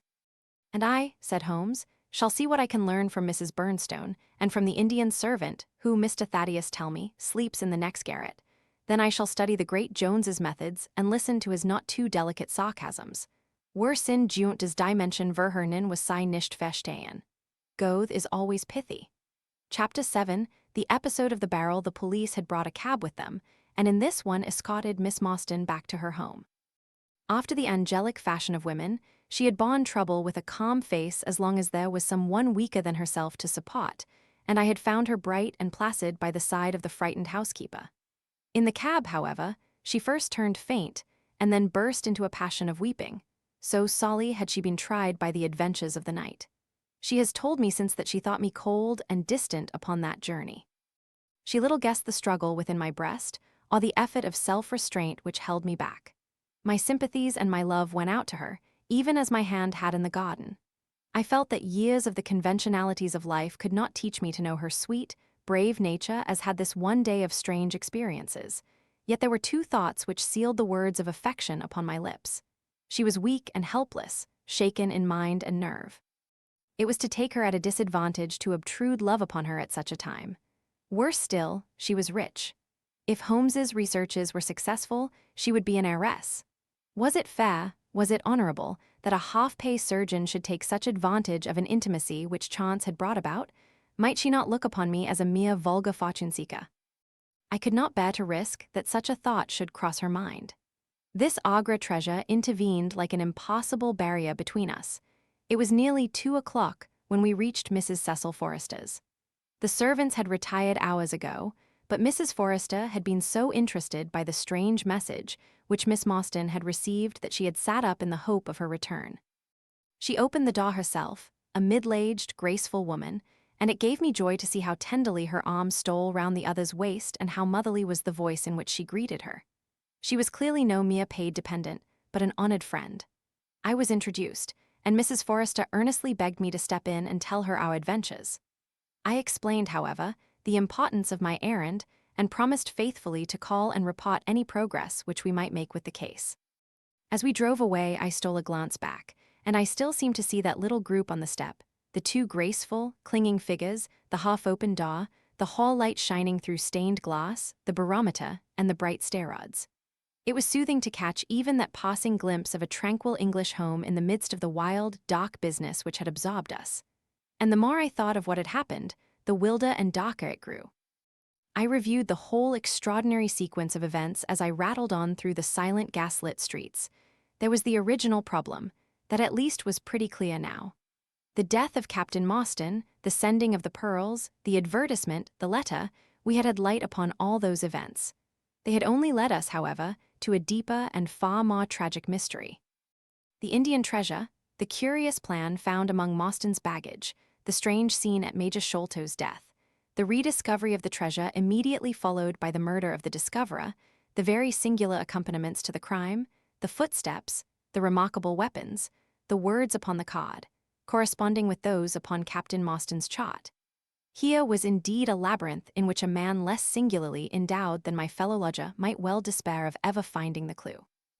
Pinchin Lane was a row of shabby 2-storied brick houses in the lower quarter of Lambeth. I had to knock for some time at number 3 before I could make my impression. At last, however, there was the glint of a candle behind the blind, and a face looked out at the upper window. "Go on, you drunken vagabond," said the face. "If you kick up any more row, I'll open the kennels and let out 43 dogs upon you. If you'll let one out, it's just what I have come for," said I. "Go on," yelled the voice. "So help me gracious, I have a wiper in the bag, and I'll drop it on your ead if you don't hook it." "But I want a dog," I cried. "I won't be argued with," shouted Mr. Sherman. "Now stand clear, for when I say 3, down goes the wiper." "Mr. Sherlock Holmes," I began, but the words had a most magical effect, for the window instantly slammed down, and within a minute the door was unbarred and open. Mr. Sherman was a lanky, lean old man, with stooping shoulders, a stringy neck, and blue-tinted glasses. "A friend of Mr. Sherlock is always welcome," said he. "Step in, sir. Keep clear of the badger, for he bites. Ah, naughty, naughty, would you take a nip at the gentleman?" This to a stoat which thrust its wicked head and red eyes between the bars of its cage. "Don't mind that, sir. It's only a slow one. It hain't got no fangs, so I gives it the run o' the room, for it keeps the beetles down. You must not mind my bane, just a little shot why you at first, for I'm guyed at by the children, and there's many a one just comes down this lane to knock me up. What was it that Mr. Sherlock Holmes wanted, sir?" "He wanted a dog of yours." "Ah, that would be Toby." "Yes, Toby was the name. Toby lives at number 7 on the left here." He moved slowly forward with his candle among the queer animal family which he had gathered round him. In the uncertain, shadowy light I could see dimly that there were glancing, glimmering eyes peeping down at us from every cranny and corner. Even the rafters above our heads were lined by solemn fowls, who lazily shifted their weight from one leg to the other as our voices disturbed their slumbers. Toby proved to be an ugly, long-haired, lop-eared creature, half spaniel and half lurcher, brown and white in color, with a very clumsy, waddling gait. It accepted after some hesitation a lump of sugar which the old naturalist handed to me, and, having thus sealed an alliance, it followed me to the cab and made no difficulties about accompanying me. It had just struck 3 on the palace clock when I found myself back once more at Pondicherry Lodge. The ex-prizefighter McMurdo had, I found, been arrested as an accessory, and both he and Mr. Sholto had been marched off to the station. 2 constables guarded the narrow gate, but they allowed me to pass with the dog on my mentioning the detective's name. Holmes was standing on the doorstep with his hands in his pockets, smoking his pipe. "Ah, you have him there," said he. "Good dog, then. Athelney Jones has gone. We have had an immense display of energy since you left. He has arrested not only friend Thaddeus, but the gatekeeper, the housekeeper, and the Indian servant. We have the place to ourselves, but for a sergeant upstairs. Leave the dog here and come up." We tied Toby to the hall table and reascended the stairs. The room was as he had left it, save that a sheet had been draped over the central figure. A weary-looking police sergeant reclined in the corner. "Lend me your bull's-eye, sergeant," said my companion. "Now tie this bit of cord round my neck so as to hang it in front of me. Thank you. Now I must kick off my boots and stockings. Just you carry them down with you, Watson. I am going to do a little climbing. And dip my handkerchief into the creosote. That will do. Now come up into the garret with me for a moment." We clambered up through the hole. Holmes turned his light once more upon the footsteps in the dust. "I wish you particularly to notice these footmarks," he said. "Do you observe anything noteworthy about them?" "They belong," I said, "to a child or a small woman. Apart from their size, though, is there nothing else? They appear to be much as other footmarks." "Not at all. Look here. This is the print of a right foot in the dust. Now I make one with my naked foot beside it. What is the chief difference? Your toes are all cramped together. The other print has each toe distinctly divided." "Quite so." "That is the point. Bear that in mind. Now, would you kindly step over to that flap window and smell the edge of the woodwork? I shall stay here, as I have this handkerchief in my hand." I did as he directed, and was instantly conscious of a strong tarry smell. That is where he put his foot in getting out. If you can trace him, I should think that Toby will have no difficulty. Now run downstairs, loose the dog, and look out for Blondin. By the time that I got out into the grounds, Sherlock Holmes was on the roof, and I could see him like an enormous glowworm crawling very slowly along the ridge. I lost sight of him behind a stack of chimneys, but he presently reappeared, and then vanished once more upon the opposite side. When I made my way round there, I found him seated at one of the corner eaves. "That you, Watson?" he cried. "Yes, this is the place." "What is that black thing down there?" "A water barrel. Top on it?" "Yes. No sign of a ladder?" "No. Confound the fellow, it's a most breakneck place. I ought to be able to come down where he could climb up. The water pipe feels pretty firm. Here goes, anyhow." There was a scuffling of feet, and the lantern began to come steadily down the side of the wall. Then with a light spring he came onto the barrel, and from there to the earth. "It was easy to follow him," he said, drawing on his stockings and boots. "Tiles were loosened the whole way along, and in his hurry he had dropped this. It confirms my diagnosis, as you doctors express it." The object which he held up to me was a small pocket or pouch woven out of colored grasses and with a few tawdry beads strung round it. In shape and size, it was not unlike a cigarette case. Inside were half a dozen spines of dark wood, sharp at one end and rounded at the other, like that which had struck Bartholomew Sholto. "They are hellish things," said he. "Look out that you don't prick yourself. I'm delighted to have them, for the chances are that they are all he has. There is the less fear of you or me finding one in our skin before long. I would sooner face a martini bullet myself. Are you game for a 6-mile trudge, Watson?" "Certainly," I answered. "Your leg will stand it." "Oh, yes. Here you are, doggy. Good old Toby. Smell it, Toby, smell it." He pushed the creosote handkerchief under the dog's nose, while the creature stood with its fluffy legs separated, and with a most comical cock to its head, like a connoisseur sniffing the bouquet of a famous vintage. Holmes then threw the handkerchief to a distance, fastened a stout cord to the mongrel's collar, and led him to the foot of the water barrel.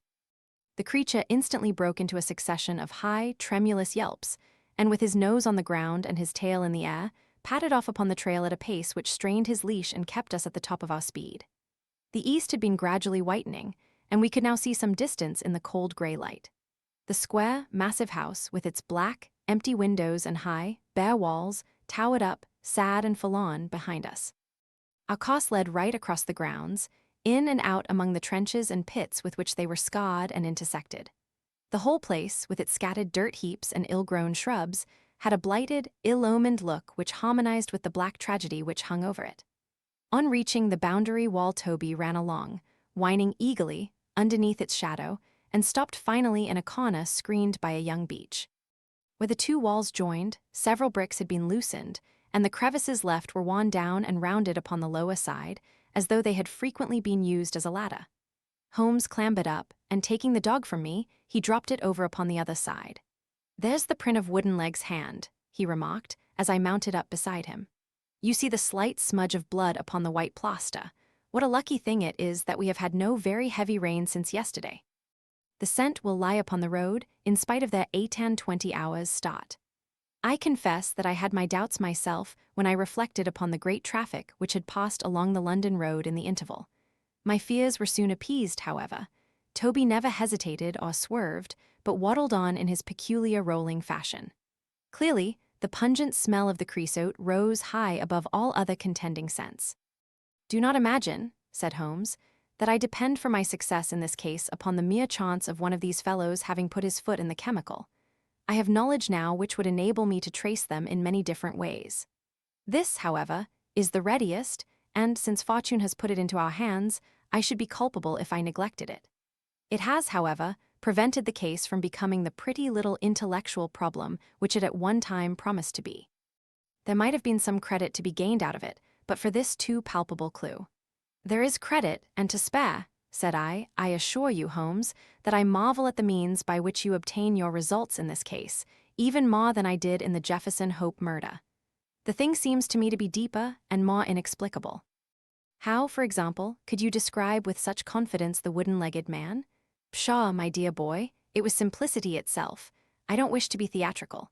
It is all patent and above board. 2 officers who are in command of a convict guard learn an important secret as to buried treasure. A map is drawn for them by an Englishman named Jonathan Small. You remember that we saw the name upon the chart in Captain Morstan's possession.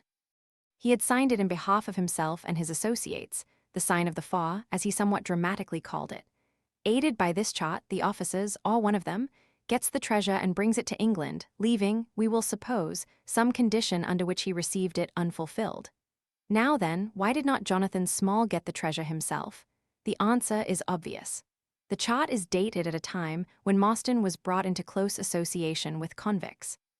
Jonathan Small did not get the treasure because he and his associates were themselves convicts and could not get away. "But that is mere speculation," said I. "It is more than that. It is the only hypothesis which covers the facts. Let us see how it fits in with the sequel. Major Sholto remains at peace for some years, happy in the possession of his treasure. Then he receives a letter from India which gives him a great fright.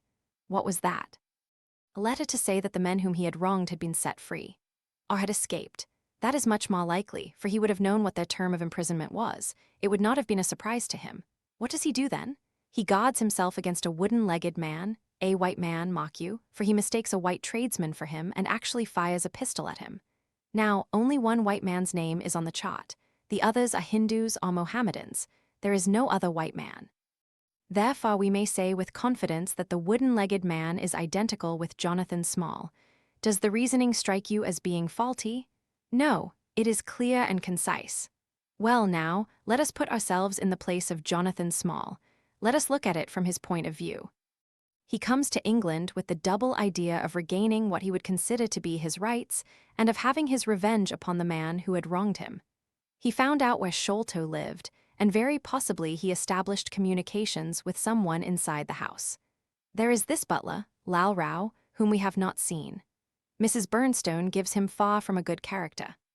Small could not find out, however, where the treasure was hid, for no one ever knew, save the Major and one faithful servant who had died.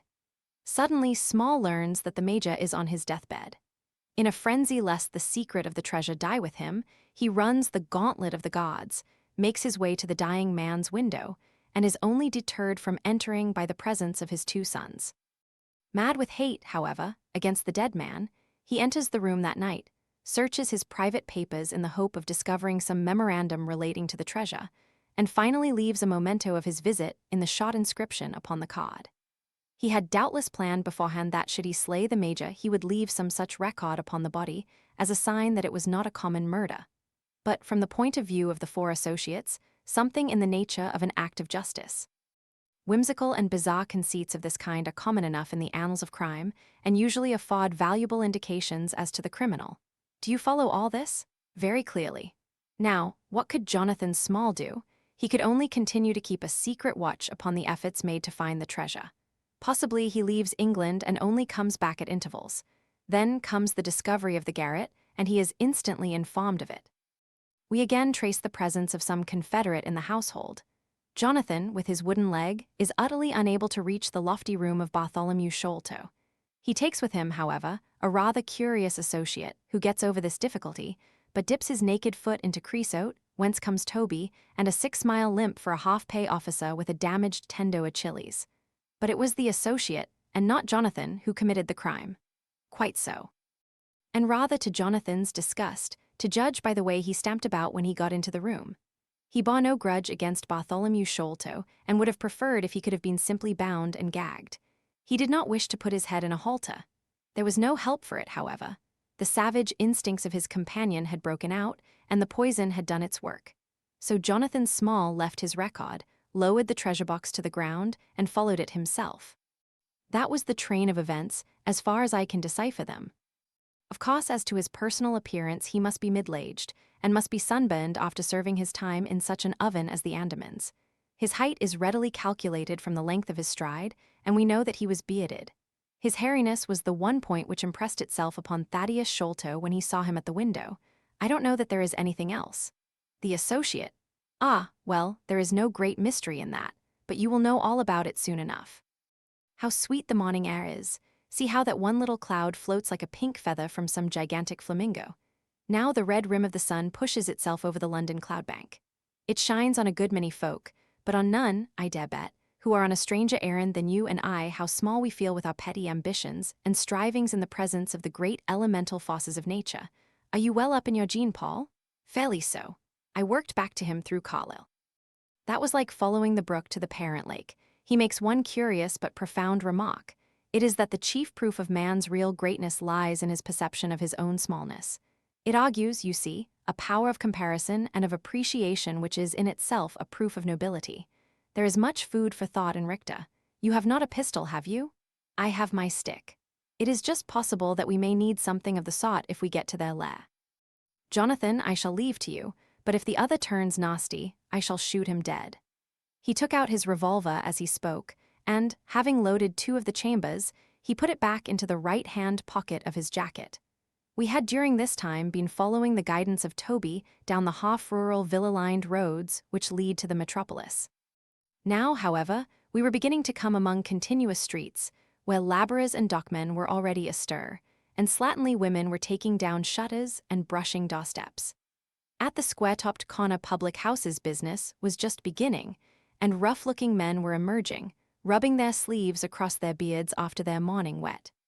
Strange dogs sauntered up and stared wonderingly at us as we passed, but our inimitable Toby looked neither to the right nor to the left, but trotted onwards with his nose to the ground and an occasional eager whine which spoke of a hot scent. We had traversed Streatham, Brixton, Camberwell, and now found ourselves in Kennington Lane, having borne away through the side streets to the east of the Oval. The men whom we pursued seemed to have taken a curiously zigzag road, with the idea probably of escaping observation. They had never kept to the main road if a parallel side street would serve their turn. At the foot of Kennington Lane, they had edged away to the left through Bond Street and Miles Street.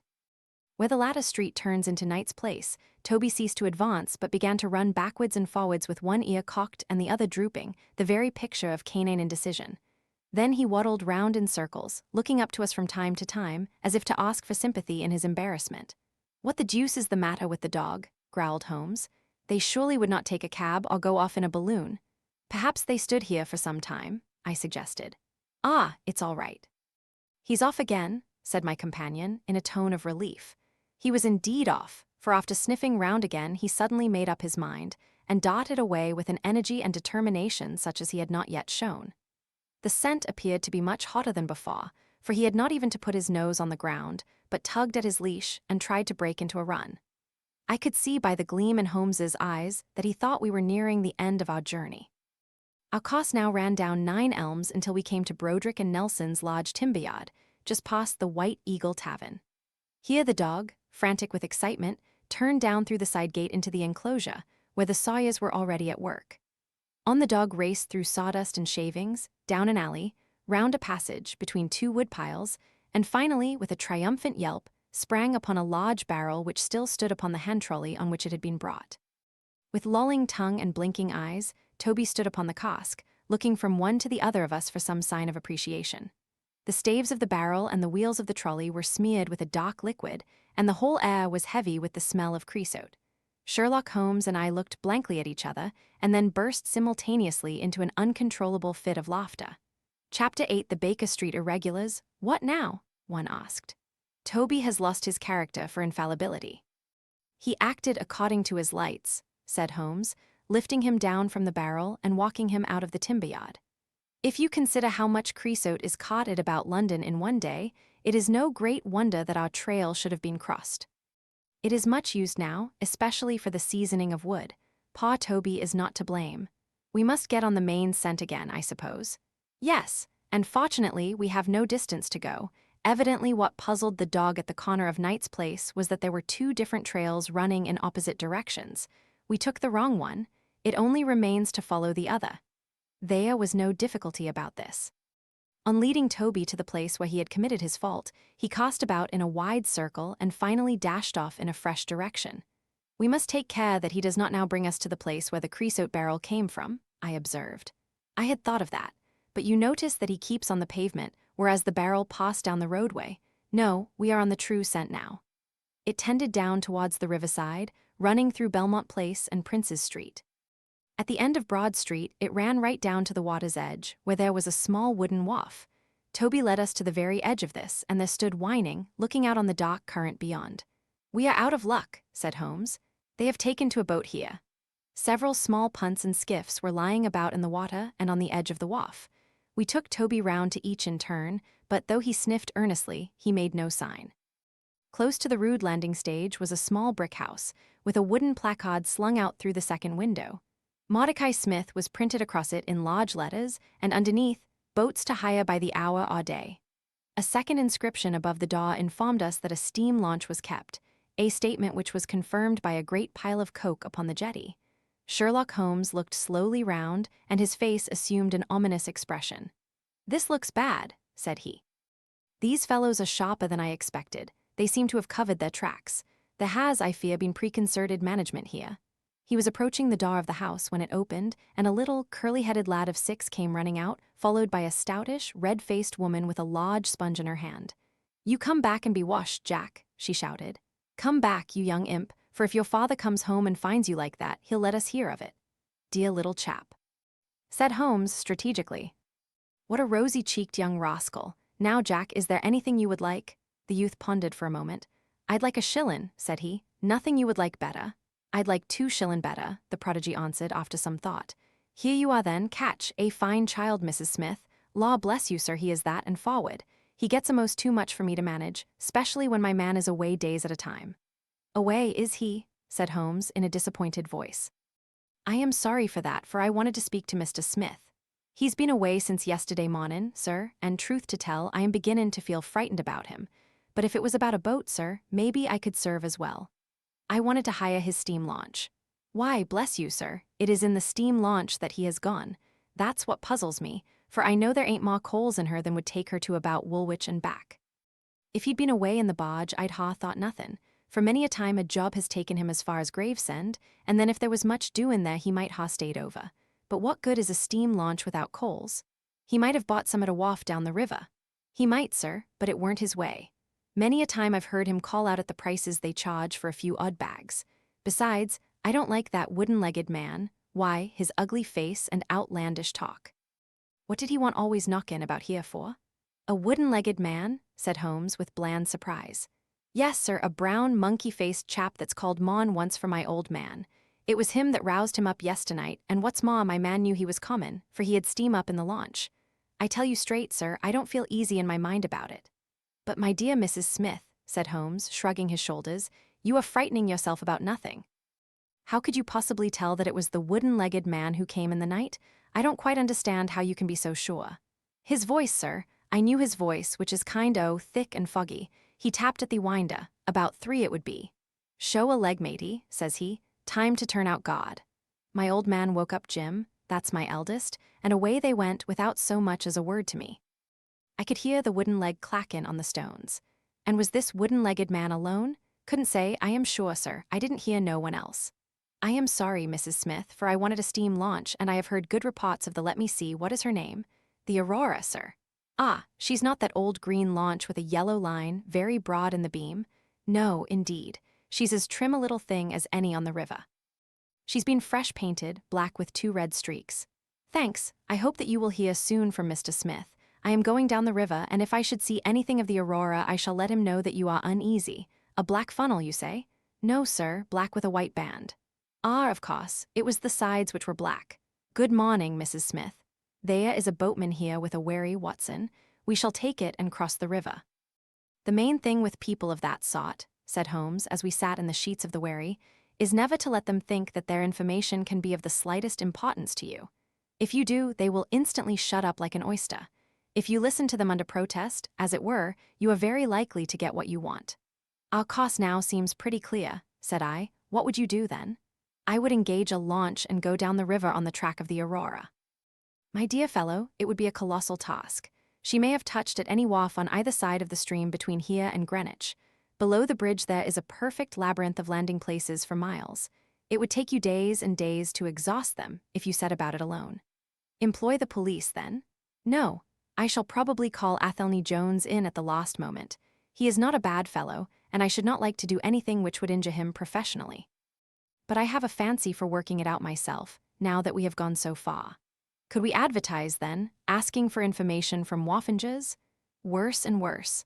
Our men would know that the chase was hot at their heels, and they would be off out of the country. As it is, they are likely enough to leave, but as long as they think they are perfectly safe, they will be in no hurry. Jones's energy will be of use to us there, for his view of the case is sure to push itself into the daily press, and the runaways will think that everyone is off on the wrong scent. What are we to do, then? I asked, as we landed near Millbank Penitentiary. Take this hansom, drive home, have some breakfast, and get an hour's sleep. It is quite on the cards that we may be afoot tonight again. Stop at a telegraph office, cabby. We will keep Toby, for he may be of use to us yet. We pulled up at the Great Peter Street post office, and Holmes dispatched his wire. Whom do you think that is to? He asked, as we resumed our journey. I am sure I don't know. You remember the Baker Street division of the detective police force whom I employed in the Jefferson Hope case? Well, said I, laughing, this is just the case where they might be invaluable. If they fail, I have other resources, but I shall try them first. That wire was to my dirty little lieutenant, Wiggins, and I expect that he and his gang will be with us before we have finished our breakfast. It was between 8 and 9 o'clock now, and I was conscious of a strong reaction after the successive excitements of the night. I was limp and weary, befogged in mind and fatigued in body. I had not the professional enthusiasm which carried my companion on, nor could I look at the matter as a mere abstract intellectual problem. As far as the death of Bartholomew Sholto went, I had heard little good of him, and could feel no intense antipathy to his murderers. The treasure, however, was a different matter. That, or part of it, belonged rightfully to Miss Morstan. While there was a chance of recovering it, I was ready to devote my life to the one object. True, if I found it, it would probably put her forever beyond my reach. Yet it would be a petty and selfish love which would be influenced by such a thought as that. If Holmes could work to find the criminals, I had a tenfold stronger reason to urge me on to find the treasure. A bath at Baker Street and a complete change freshened me up wonderfully. When I came down to our room, I found the breakfast laid and Holmes pouring out the coffee. Here it is, said he, laughing and pointing to an open newspaper. The energetic Jones and the ubiquitous reporter have fixed it up between them, but you have had enough of the case. Better have your ham and eggs first. I took the paper from him and read the short notice, which was headed Mysterious Business at Upper Norwood. About 12 o'clock last night, said the Standard, Mr. Bartholomew Sholto, of Pondicherry Lodge, Upper Norwood, was found dead in his room under circumstances which point to foul play. As far as we can learn, no actual traces of violence were found upon Mr. Sholto's person, but a valuable collection of Indian gems which the deceased gentleman had inherited from his father has been carried off. The discovery was first made by Mr. Sherlock Holmes and Dr. Watson, who had called at the house with Mr. Thaddeus Sholto, brother of the deceased. By a singular piece of good fortune, Mr. Athelney Jones, the well-known member of the detective police force, happened to be at the Norwood police station and was on the ground within half an hour of the first alarm. His trained and experienced faculties were at once directed towards the detection of the criminals, with the gratifying result that the brother, Thaddeus Sholto, has already been arrested, together with the housekeeper, Mrs. Burnstone, an Indian butler named Lal Rao, and a potter or gatekeeper named McMurdo.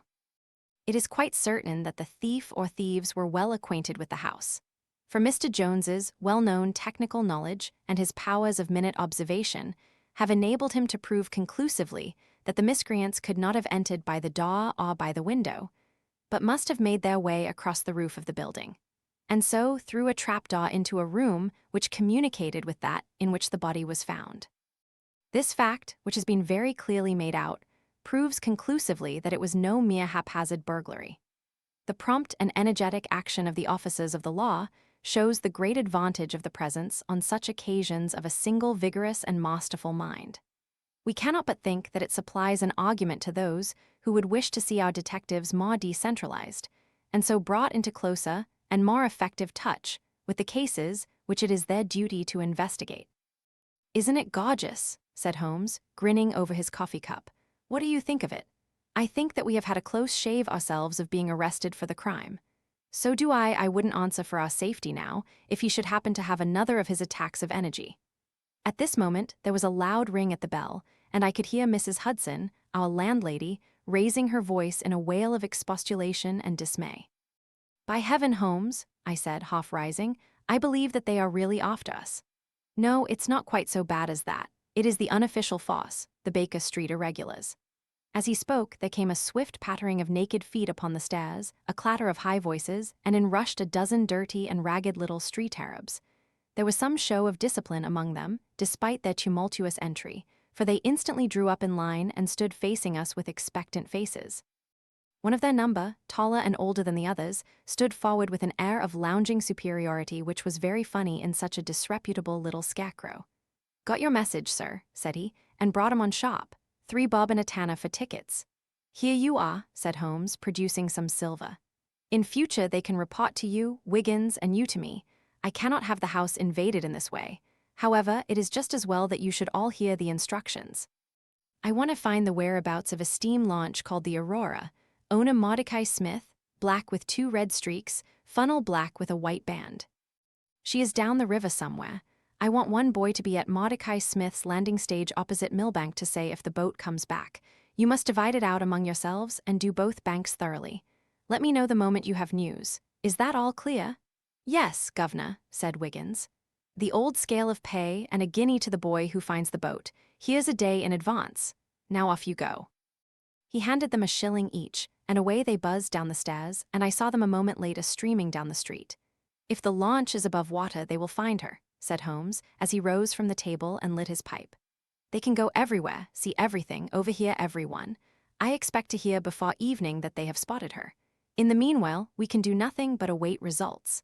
We cannot pick up the broken trail until we find either the Aurora or Mr. Mordecai Smith. Toby could eat these scraps, I dare say. Are you going to bed, Holmes?" "No, I am not tired. I have a curious constitution. I never remember feeling tired by work, though idleness exhausts me completely. I am going to smoke and to think over this queer business to which my fair client has introduced us. If ever man had an easy task, this of ours ought to be. Wooden-legged men are not so common, but the other man must, I should think, be absolutely unique. That other man again. I have no wish to make a mystery of him, to you anyway, but you must have formed your own opinion. Now, do consider the data. Diminutive footmarks, toes never fettered by boots, naked feet, stone-headed wooden mace, great agility, small poisoned dots. What do you make of all this?" "A savage," I exclaimed. "Perhaps one of those Indians who were the associates of Jonathan Small." "Hardly that," said he. "When first I saw signs of strange weapons, I was inclined to think so, but the remarkable character of the footmarks caused me to reconsider my views. Some of the inhabitants of the Indian peninsula are small men, but none could have left such marks as that. The Hindu proper has long and thin feet. The sandal-wearing Mohammedan has the great toe well separated from the others because the thong is commonly passed between. These little dots, too, could only be shot in one way. They are from a blowpipe. Now then, where are we to find our savage?" "South American," I hazarded. He stretched his hand up and took down a bulky volume from the shelf. "This is the first volume of a gazetteer which is now being published." It may be looked upon as the very latest authority. What have we here? Andaman Islands, situated 340 miles to the north of Sumatra in the Bay of Bengal. What's all this? Moist climate, coral reefs, sharks, Port Blair, convict barracks, Rutland Island, cottonwoods. Ah, here we are. The Aborigines of the Andaman Islands may perhaps claim the distinction of being the smallest race upon this earth, though some anthropologists prefer the Bushmen of Africa, the Digger Indians of America, and the Terra del Fuegians. The average height is rather below 4 feet, although many full-grown adults may be found who are very much smaller than this. They are a fierce, morose, and intractable people, though capable of forming most devoted friendships when their confidence has once been gained. Mark that, Watson. Now then, listen to this. They are naturally hideous, having large, misshapen heads, small, fierce eyes, and distorted features. Their feet and hands, however, are remarkably small. So intractable and fierce are they that all the efforts of the British official have failed to win them over in any degree. They have always been a terror to shipwrecked crews, braining the survivors with their stone-headed clubs or shooting them with their poisoned arrows. These massacres are invariably concluded by a cannibal feast. Nice, amiable people, Watson. If this fellow had been left to his own unaided devices, this affair might have taken an even more ghastly turn. I fancy that, even as it is, Jonathan Small would give a good deal not to have employed him. But how came he to have so singular a companion? Ah, that is more than I can tell. Since, however, we had already determined that Small had come from the Andamans, it is not so very wonderful that this islander should be with him. No doubt we shall know all about it in time. Look here, Watson, you look regularly done. Lie down there on the sofa and see if I can put you to sleep. He took up his violin from the corner, and as I stretched myself out, he began to play some low, dreamy, melodious air, his own, no doubt, for he had a remarkable gift for improvisation. I have a vague remembrance of his gaunt limbs, his earnest face, and the rise and fall of his bow. Then I seemed to be floated peacefully away upon a soft sea of sound, until I found myself in dreamland, with the sweet face of Mary Morstan looking down upon me. Chapter 9, A Break in the Chain. It was late in the afternoon before one woke, strengthened and refreshed. Sherlock Holmes still sat exactly as I had left him, save that he had laid aside his violin and was deep in a book. He looked across at me, as I stirred, and I noticed that his face was dark and troubled. "You have slept soundly," he said. "I feared that our talk would wake you." "I heard nothing," I answered. "Have you had fresh news then?" "Unfortunately, no. I confess that I am surprised and disappointed. I expected something definite by this time. Wiggins has just been up to report. He says that no trace can be found of the launch. It is a provoking check, for every hour is of importance. Can I do anything? I am perfectly fresh now and quite ready for another night's outing." "No, we can do nothing. We can only wait. If we go ourselves, the message might come in our absence and delay be caused. You can do what you will, but I must remain on guard. Then I shall run over to Camberwell and call upon Mrs. Cecil Forrester. She asked me to yesterday." "On Mrs. Cecil Forrester?" asked Holmes, with the twinkle of a smile in his eyes. "Well, of course Miss Morstan too. They were anxious to hear what happened." "I would not tell them too much," said Holmes. "Women are never to be entirely trusted, not the best of them." I did not pause to argue over this atrocious sentiment. "I shall be back in an hour or two," I remarked. "All right, good luck. But I say, if you are crossing the river you may as well return Toby, for I don't think it is at all likely that we shall have any use for him now." I took our mongrel accordingly, and left him together with a half-sovereign at the Old Naturalist, S in Pinchin Lane. At Camberwell I found Miss Morstan a little weary after her night's adventures, but very eager to hear the news. Mrs. Forrester, too, was full of curiosity. I told them all that we had done, suppressing, however, the more dreadful parts of the tragedy. Thus, although I spoke of Mr. Sholto's death, I said nothing of the exact manner and method of it. With all my omissions, however, there was enough to startle and amaze them. "It is a romance," cried Mrs. Forrester. "An injured lady, 500,000 in treasure, a black cannibal, and a wooden-legged ruffian. They take the place of the conventional dragon or wicked earl. And 2 knight-errants to the rescue," added Miss Morstan, with a bright glance at me. "Why, Mary, your fortune depends upon the issue of this search. I don't think that you are nearly excited enough. Just imagine what it must be to be so rich and to have the world at your feet." It sent a little thrill of joy to my heart to notice that she showed no sign of elation at the prospect. On the contrary, she gave a toss of her proud head, as though the matter were one in which she took small interest. "It is for Mr. Thaddeus Sholto that I am anxious," she said. "Nothing else is of any consequence, but I think that he has behaved most kindly and honorably throughout. It is our duty to clear him of this dreadful and unfounded charge." It was evening before I left Camberwell and quite dark by the time I reached home. My companion's book and pipe lay by his chair, but he had disappeared. I looked about in the hope of seeing a note, but there was none. "I suppose that Mr. Sherlock Holmes has gone out," I said to Mrs. Hudson as she came up to lower the blinds. "No, sir. He has gone to his room, sir. Do you know, sir?" sinking her voice into an impressive whisper, "I am afraid for his health." "Why so, Mrs. Hudson?" "Well, he's that strange, sir. After you was gone he walked, up and down, until I was weary of the sound of his footstep. Then I heard him talking to himself and muttering, and every time the bell rang out he came on the stairhead, with, 'What is that, Mrs. Hudson?' and now he has slammed off to his room, but I can hear him walking away the same as ever. I hope he's not going to be ill, sir. I ventured to say something to him about cooling medicine, but he turned on me, sir, with such a look that I don't know how ever I got out of the room." "I don't think that you have any cause to be uneasy, Mrs. Hudson," I answered. "I have seen him like this before. He has some small matter upon his mind which makes him restless." I tried to speak lightly to our worthy landlady, but I was myself somewhat uneasy when through the long night I still from time to time heard the dull sound of his tread, and knew how his keen spirit was chafing against this involuntary inaction. At breakfast time he looked wan and haggard, with a little fleck of feverish color upon either cheek. "You are knocking yourself up, old man," I remarked. "I heard you marching about in the night." "No, I could not sleep," he answered.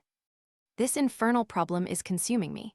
It is too much to be balked by so petty an obstacle when all else had been overcome. I know the men, the launch, everything, and yet I can get no news. I have set other agencies at work and used every means at my disposal. The whole river has been searched on either side, but there is no news, nor has Mrs. Smith heard of her husband. I shall come to the conclusion soon that they have scuttled the craft, but there are objections to that. Or that Mrs. Smith has put us on a wrong scent. No, I think that may be dismissed. I had inquiries made, and there is a launch of that description. Could it have gone up the river? I have considered that possibility too, and there is a search party who will work up as far as Richmond. If no news comes today, I shall start off myself tomorrow and go for the men rather than the boat. But surely, we shall hear something." We did not, however. Not a word came to us either from Wiggins or from the other agencies. There were articles in most of the papers upon the Norwood tragedy. They all appeared to be rather hostile to the unfortunate Thaddeus Sholto. No fresh details were to be found, however, in any of them, save that an inquest was to be held upon the following day. I walked over to Camberwell in the evening to report our ill success to the ladies, and on my return I found Holmes dejected and somewhat morose. He would hardly reply to my questions, and busied himself all evening in an abstruse chemical analysis, which involved much heating of retorts and distilling of vapors, ending at last in a smell which fairly drove me out of the apartment. Up to the small hours of the morning, I could hear the clinking of his test tubes, which told me that he was still engaged in his malodorous experiment. In the early dawn I woke with a start, and was surprised to find him standing by my bedside, clad in a rude sailor dress with a pea-jacket and a coarse red scarf round his neck. "I am off down the river, Watson," said he. "I have been turning it over in my mind, and I can see only one way out of it. It is worth trying at all events." "Surely I can come with you, then?" said I. "No, you can be much more useful if you will remain here as my representative." "I am loath to go, for it is quite on the cards that some message may come during the day, though Wiggins was despondent about it last night. I want you to open all notes and telegrams, and to act on your own judgment if any news should come. Can I rely upon you?" "Most certainly. I am afraid that you will not be able to wire to me, for I can hardly tell yet where I may find myself. If I am in luck, however, I may not be gone so very long. I shall have news of some sort or other before I get back." I had heard nothing of him by breakfast time. On opening the Standard, however, I found that there was a fresh allusion to the business. With reference to the Upper Norwood tragedy, it remarked, "We have reason to believe that the matter promises to be even more complex and mysterious than was originally supposed. Fresh evidence has shown that it is quite impossible that Mr. Thaddeus Sholto could have been in any way concerned in the matter. He and the housekeeper, Mrs. Burnstone, were both released yesterday evening. It is believed, however, that the police have a clue as to the real culprits, and that it is being prosecuted by Mr. Athelney Jones of Scotland Yard with all his well-known energy and sagacity. Further arrests may be expected at any moment. That is satisfactory so far as it goes, thought I. Friend Sholto is safe, at any rate. I wonder what the fresh clue may be, though it seems to be a stereotyped farm whenever the police have made a blunder. I tossed the paper down upon the table, but at that moment my eye caught an advertisement in the agony column. It ran in this way: Lost. Whereas Mordecai Smith, boatman, and his son Jim left Smith's Wharf at or about 3 o'clock last Tuesday morning in the steam launch Aurora, black with 2 red stripes, funnel black with a white band, the sum of £5 will be paid to anyone who can give information to Mrs. Smith, at Smith's Wharf, or at 221B Baker Street, as to the whereabouts of the said Mordecai Smith and the launch Aurora. This was clearly Holmes's doing. The Baker Street address was enough to prove that. It struck me as rather ingenious, because it might be read by the fugitives without their seeing in it more than the natural anxiety of a wife for her missing husband. It was a long day. Every time that a knock came to the door, or a sharp step passed in the street, I imagined that it was either Holmes returning or an answer to his advertisement. I tried to read, but my thoughts would wander off to our strange quest, and to the ill-assorted and villainous pair whom we were pursuing. Could there be, I wondered, some radical flaw in my companion's reasoning? Might he be suffering from some huge self-deception?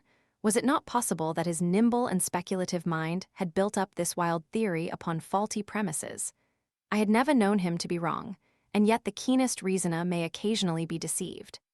He was likely, I thought, to fall into error through the over-refinement of his logic, his preference for a subtle and bizarre explanation when a plainer and more commonplace one lay ready to his hand. Yet, on the other hand, I had myself seen the evidence, and I had heard the reasons for his deductions. When I looked back on the long chain of curious circumstances, many of them trivial in themselves, but all tending in the same direction, I could not disguise from myself that even if Holmes's explanation were incorrect, the true theory must be equally outre and startling. At 3 o'clock in the afternoon, there was a loud peal at the bell, an authoritative voice in the hall, and, to my surprise, no less a person than Mr. Athelney Jones was shown up to me. Very different was he, however, from the brusque and masterful professor of common sense who had taken over the case so confidently at Upper Norwood. His expression was downcast, and his bearing meek and even apologetic. "Good day, sir, good day," said he. "Mr. Sherlock Holmes is out, I understand." "Yes, and I cannot be sure when he will be back, but perhaps you would care to wait. Take that chair and try one of these cigars."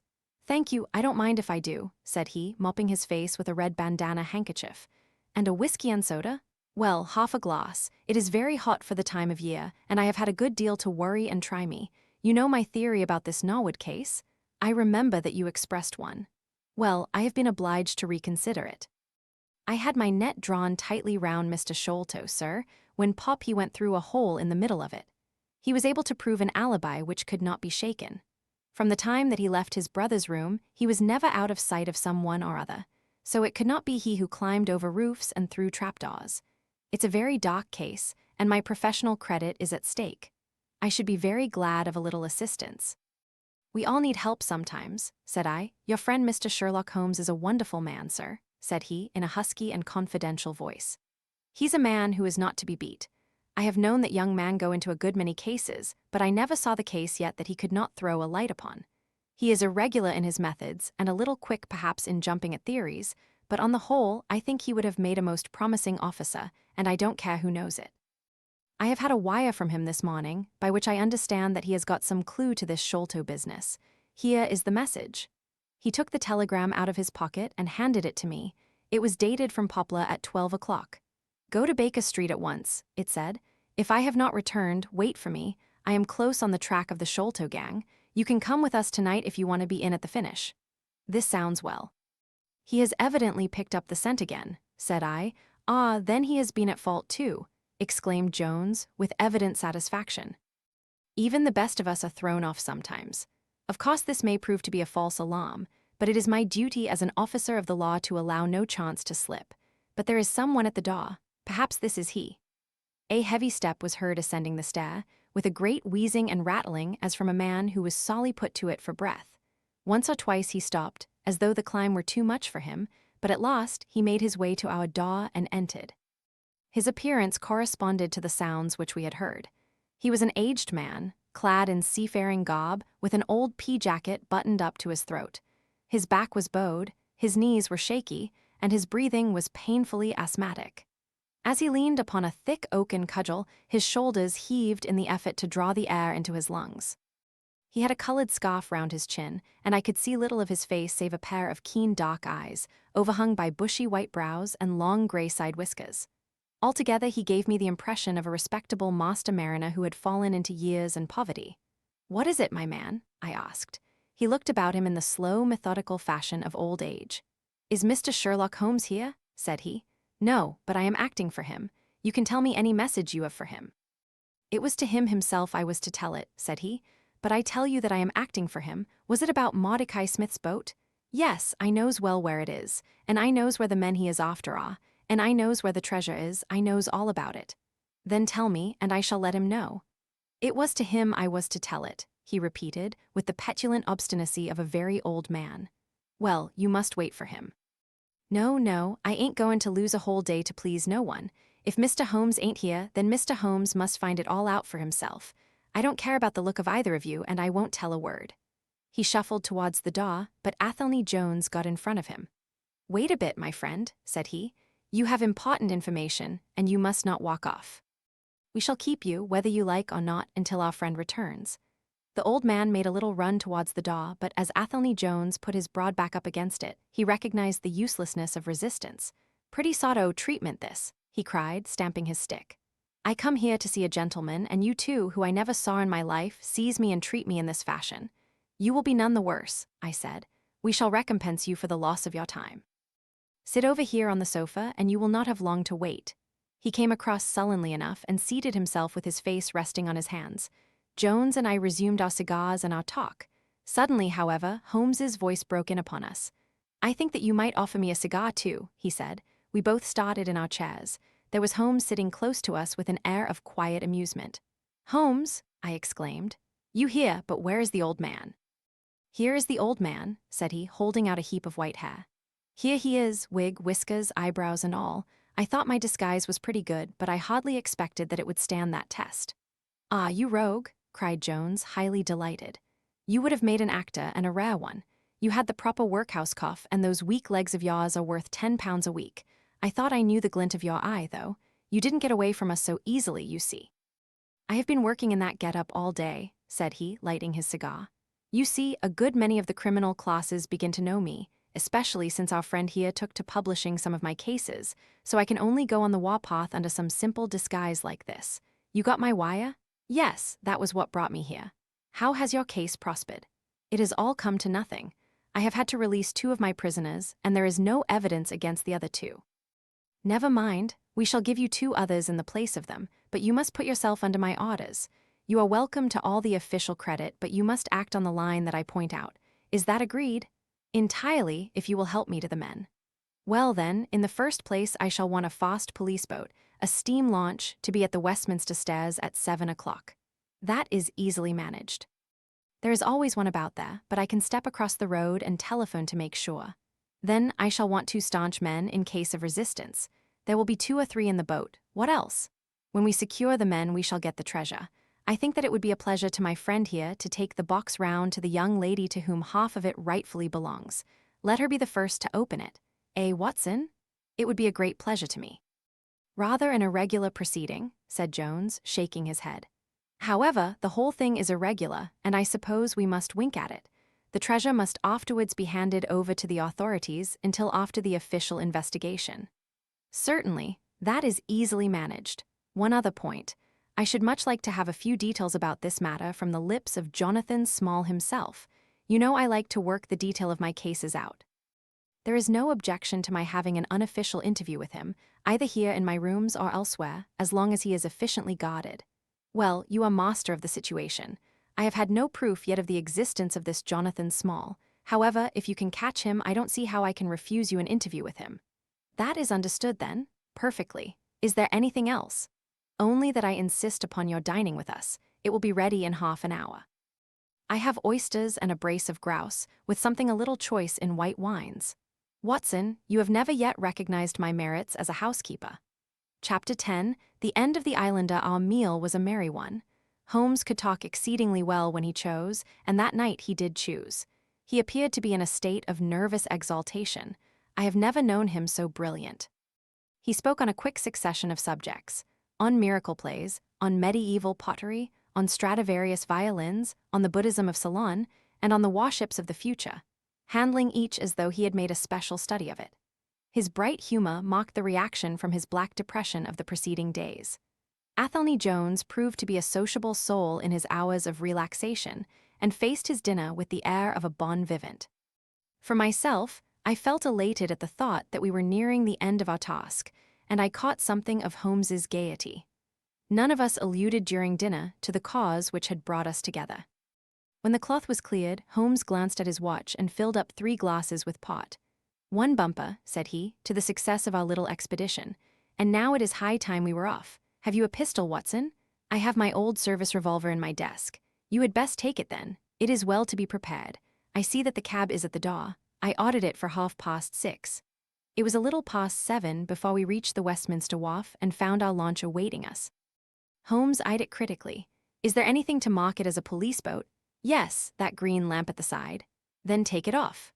The small change was made, we stepped on board, and the ropes were cast off. Jones, Holmes, and I sat in the stern. There was one man at the rudder, one to tend the engines, and 2 burly police inspectors forward. "Where to?" asked Jones. "To the Tower. Tell them to stop opposite Jacobson's yard." Our craft was evidently a very fast one. We shot past the long lines of loaded barges as though they were stationary.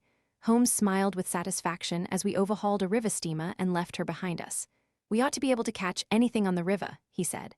"Well, hardly that, but there are not many launches to beat us. We shall have to catch the Aurora, and she has a name for being a clipper. I will tell you how the land lies, Watson. You recollect how annoyed I was at being balked by so small a thing?" "Yes."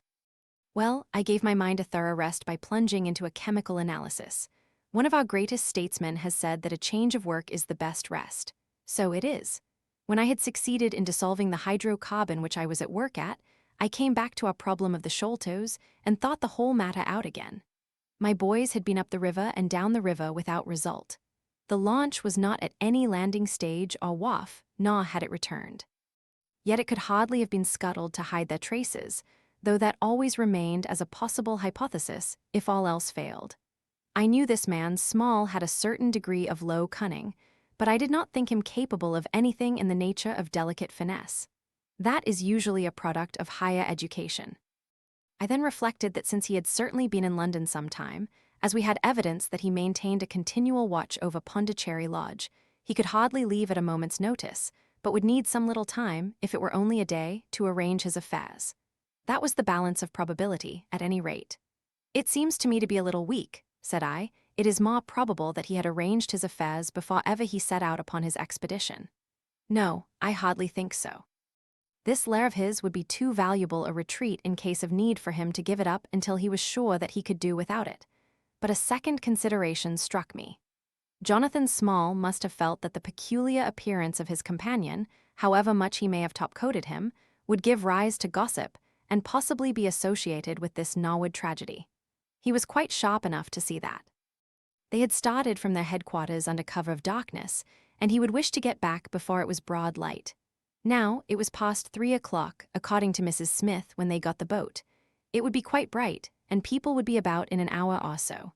Therefore, I argued, they did not go very far. They paid Smith well to hold his tongue, reserved his launch for the final escape, and hurried to their lodgings with the treasure box. In a couple of nights, when they had time to see what view the papers took, and whether there was any suspicion, they would make their way under cover of darkness to some ship at Gravesend or in the Downs, where no doubt they had already arranged for passages to America or the colonies. But the launch? They could not have taken that to their lodgings. Quite so. I argued that the launch must be no great way off, in spite of its invisibility. I then put myself in the place of Small, and looked at it as a man of his capacity would. He would probably consider that to send back the launch or to keep it at a wharf would make pursuit easy if the police did happen to get on his track. How, then, could he conceal the launch and yet have her at hand when wanted? I wondered what I should do myself if I were in his shoes. I could only think of one way of doing it. I might hand the launch over to some boat builder or repairer, with directions to make a trifling change in her. She would then be removed to his shed or yard, and so be effectually concealed, while at the same time I could have her at a few hours' notice. That seems simple enough. It is just these very simple things which are extremely liable to be overlooked. However, I determined to act on the idea. I started at once in this harmless seaman's rig and inquired at all the yards down the river. I drew blank at 15, but at the 16th, Jacobson's, I learned that the Aurora had been handed over to them 2 days ago by a wooden-legged man, with some trivial directions as to her rudder. "There ain't naught amiss with her rudder," said the foreman. "There she lies, with the red streaks." At that moment who should come down but Mordecai Smith, the missing owner? He was rather the worse for liquor. I should not, of course, have known him, but he bellowed out his name and the name of his launch. "I want her tonight at 8 o'clock, said he. 8 o'clock sharp, mind, for I have 2 gentlemen who won't be kept waiting. They had evidently paid him well, for he was very flush of money, chucking shillings about to the men. I followed him some distance, but he subsided into an alehouse. So I went back to the yard, and happening to pick up one of my boys on the way, I stationed him as a sentry over the launch. He is to stand at water's edge and wave his handkerchief to us when they start. We shall be lying off in the stream, and it will be a strange thing if we do not take men, treasure, and all." "You have planned it all very neatly, whether they are the right men or not," said Jones. "But if the affair were in my hands, I should have had a body of police in Jacobson's yard and arrested them when they came down. Which would have been never. This man Small is a pretty shrewd fellow. He would send a scout on ahead, and if anything made him suspicious, lie snug for another week." "But you might have stuck to Mordecai Smith and so been led to their hiding place," said I. "In that case, I should have wasted my day. I think that it is 100 to 1 against Smith knowing where they live. As long as he has liquor and good pay, why should he ask questions? They send him messages what to do. No, I thought over every possible course, and this is the best." While this conversation had been proceeding, we had been shooting the long series of bridges which span the Thames. As we passed the city, the last rays of the sun were gilding the cross upon the summit of St. Paul's. It was twilight before we reached the tower. "That is Jacobson's yard," said Holmes, pointing to a bristle of masts and rigging on the Surrey side. "Cruise gently up and down here under cover of this string of lighters." He took a pair of night glasses from his pocket and gazed some time at the Shaw. "I see my sentry at his post," he remarked, "but no sign of a handkerchief." "Suppose we go downstream a short way and lie in wait for them," said Jones, eagerly. We were all eager by this time, even the policemen and stokers, who had a very vague idea of what was going forward. "We have no right to take anything for granted," Holmes answered. "It is certainly 10 to 1 that they go downstream, but we cannot be certain. From this point we can see the entrance of the yard, and they can hardly see us. It will be a clear night and plenty of light. We must stay where we are. See how the folk swarm over yonder in the gaslight. They are coming from work in the yard. Dirty-looking rascals, but I suppose every one has some little immortal spark concealed about him. You would not think it, to look at them. There is no a priori probability about it. A strange enigma is man. Someone calls him a soul concealed in an animal," I suggested. "Winwood Reade is good upon the subject," said Holmes. "He remarks that, while the individual man is an insoluble puzzle, in the aggregate he becomes a mathematical certainty. You can, for example, never foretell what any one man will do, but you can say with precision what an average number will be up to. Individuals vary, but percentages remain constant, so says the statistician. But do I see a handkerchief? Surely there is a white flutter over yonder." "Yes, it is your boy," I cried. "I can see him plainly." "And there is the Aurora," exclaimed Holmes, "and going like the devil. Full speed ahead, engineer. Make off to that launch with the yellow light. By heaven, I shall never forgive myself if she proves to have the heels of us." She had slipped unseen through the yard entrance and passed behind 2 or 3 small craft, so that she had fairly got her speed up before we saw her. Now she was flying down the stream, near into the Shaw, going at a tremendous rate. Jones looked gravely at her and shook his head. "She is very fast," he said. "I doubt if we shall catch her." "We must catch her," cried Holmes between his teeth. "Heap it on, stokers. Make her do all she can. If we burn the boat, we must have them." We were fairly after her now. The furnaces roared, and the powerful engines whizzed and clanked, like a great metallic heart. Her sharp, steep prow cut through the river water and sent 2 rolling waves to right and to left of us. With every throb of the engines, we sprang and quivered like a living thing. One great yellow lantern in our bows threw a long, flickering funnel of light in front of us. Right ahead, a dark blur upon the water showed where the Aurora lay, and the swirl of white foam behind her spoke of the pace at which she was going. We flashed past barges, steamers, merchant vessels, in and out, behind this one and round the other. Voices hailed us out of the darkness, but still the Aurora thundered on, and still we followed close upon her track. "Pilot on, men, pilot on," cried Holmes, looking down into the engine room, while the fierce glow from below beat upon his eager, aquiline face. "Get every pound of steam you can." "I think we gain a little," said Jones, with his eyes on the Aurora. "I am sure of it," said I. "We shall be up with her in a very few minutes." At that moment, however, as our evil fate would have it, a tug with 3 barges in tow blundered in between us.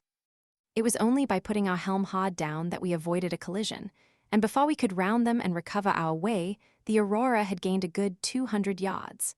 She was still, however, well in view, and the murky, uncertain twilight was setting into a clear, starlit night.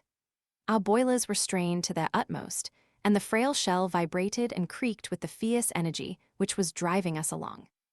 We had shot through the pool, past the West India docks, down the long-dipped Ford Reach, and up again after rounding the Isle of Dogs. The dull blur in front of us resolved itself now clearly enough into the dainty Aurora. Jones turned our searchlight upon her, so that we could plainly see the figures upon her deck. One man sat by the stern, with something black between his knees over which he stooped. Beside him lay a dark mass which looked like a Newfoundland dog. The boy held the tiller, while against the red glare of the furnace I could see old Smith, stripped to the waist, and shoveling coals for dear life. They may have had some doubt at first as to whether we were really pursuing them, but now as we followed every winding and turning which they took there could no longer be any question about it. At Greenwich, we were about 300 paces behind them. At Blackwall, we could not have been more than 250. I have crossed many creatures in many countries during my checkered career, but never did spot give me such a wild thrill as this mad, flying manhunt down the Thames. Steadily we drew in upon them, yard by yard. In the silence of the night, we could hear the panting and clanking of their machinery.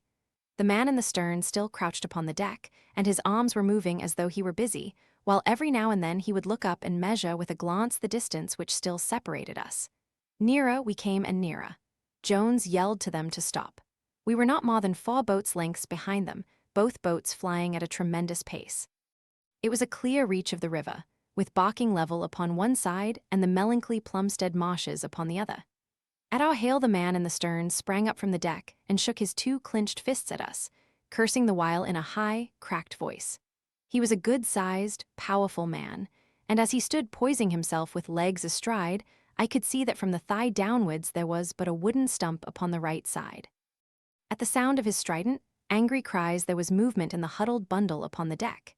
It straightened itself into a little black man, the smallest I have ever seen, with a great, misshapen head and a shock of tangled, disheveled hair. Holmes had already drawn his revolver, and I whipped out mine at the sight of this savage, distorted creature.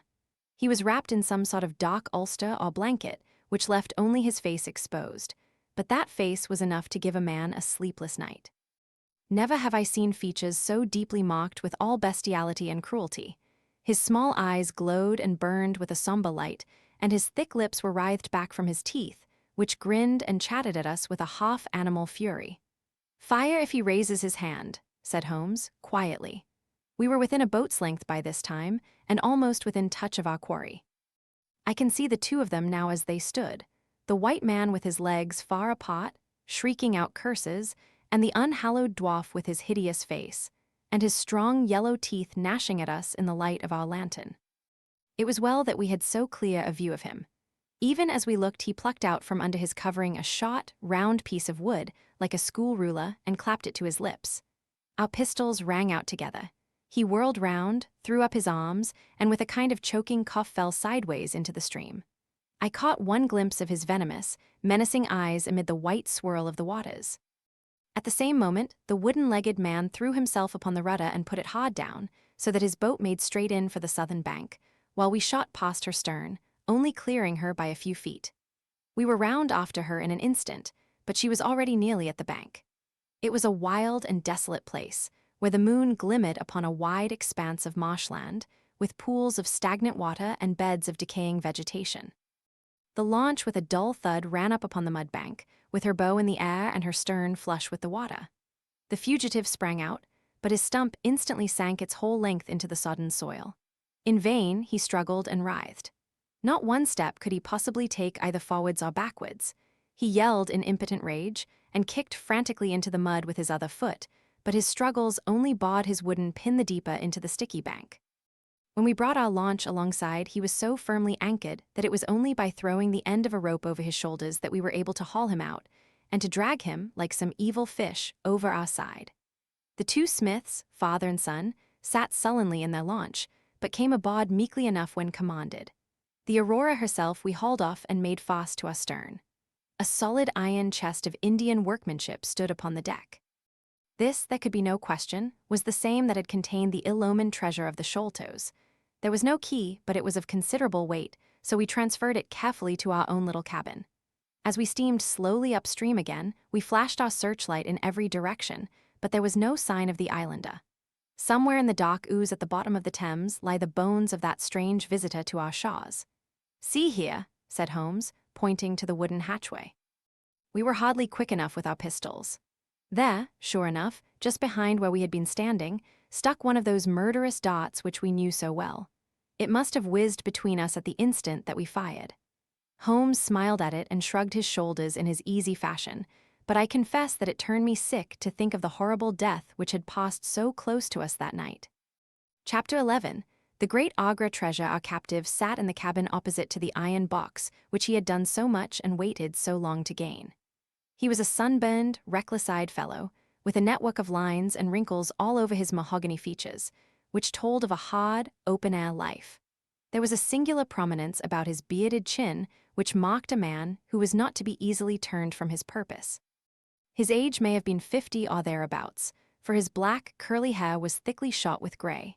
His face in repose was not an unpleasing one, though his heavy brows and aggressive chin gave him, as I had lately seen, a terrible expression when moved to anger. He sat now with his handcuffed hands upon his lap, and his head sunk upon his breast, while he looked with his keen, twinkling eyes at the box which had been the cause of his ill-doings. It seemed to me that there was more sorrow than anger in his rigid and contained countenance. Once he looked up at me with a gleam of something like humor in his eyes. "Well, Jonathan Small," said Holmes, lighting a cigar, "I am sorry that it has come to this." "And so am I, sir," he answered, frankly. "I don't believe that I can swing over the job. I give you my word on the book that I never raised hand against Mr. Sholto. It was that little hellhound Tonga who shot one of his cursed darts into him. I had no part in it, sir. I was as grieved as if it had been my blood relation. I welted the little devil with the slack end of the rope for it, but it was done, and I could not undo it again." "Have a cigar," said Holmes, "and you had best take a pull out of my flask, for you are very wet." How could you expect so small and weak a man as this black fellow to overpower Mr. Sholto and hold him while you were climbing the rope? You seem to know as much about it as if you were there, sir. The truth is that I hoped to find the room clear. I knew the habits of the house pretty well, and it was the time when Mr. Sholto usually went down to his supper. I shall make no secret of the business. The best defense that I can make is just the simple truth. Now, if it had been the old Major, I would have swung for him with a light heart. I would have thought no more of knifing him than of smoking this cigar. But it's cursed hard that I should be lagged over this young Sholto, with whom I had no quarrel whatever. You are under the charge of Mr. Athelney Jones, of Scotland Yard. He is going to bring you up to my rooms, and I shall ask you for a true account of the matter. You must make a clean breast of it, for if you do I hope that I may be of use to you. I think I can prove that the poison acts so quickly that the man was dead before ever you reached the room." "That he was, sir. I never got such a turn in my life as when I saw him grinning at me with his head on his shoulder as I climbed through the window. It fairly shook me, sir. I'd have half killed Tonga for it if he had not scrambled off. That was how he came to leave his club, and some of his darts too, as he tells me, which I dare say helped to put you on our track, though how you kept on it is more than I can tell. I don't feel no malice against you for it, but it does seem a queer thing," he added, with a bitter smile, "that I who have a fair claim to nigh upon $500,000 of money should spend the first half of my life building a breakwater in the Andamans, and am like to spend the other half digging drains at Dartmoor. It was an evil day for me when first I clapped eyes upon the merchant Achmet and had to do with the Agra Treasure, which never brought anything but a curse yet upon the man who owned it. To him it brought murder, to Major Sholto it brought fear and guilt, to me it has meant slavery for life.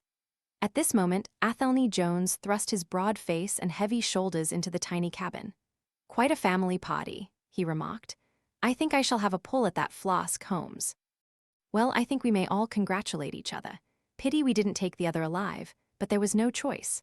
I say, Holmes, you must confess that you cut it rather fine. It was all we could do to overhaul her." "All is well that ends well," said Holmes, "but I certainly did not know that the Aurora was such a clipper. Smith says she is one of the fastest launches on the river, and that if he had had another man to help him with the engines, we should never have caught her. He swears he knew nothing of this Norwood business." "Neither he did," cried our prisoner. "Not a word. I chose his launch because I heard that she was a flyer. We told him nothing, but we paid him well, and he was to get something handsome if we reached our vessel, the Esmeralda, at Gravesend, outward bound for the Brazils. Well, if he has done no wrong, we shall see that no wrong comes to him.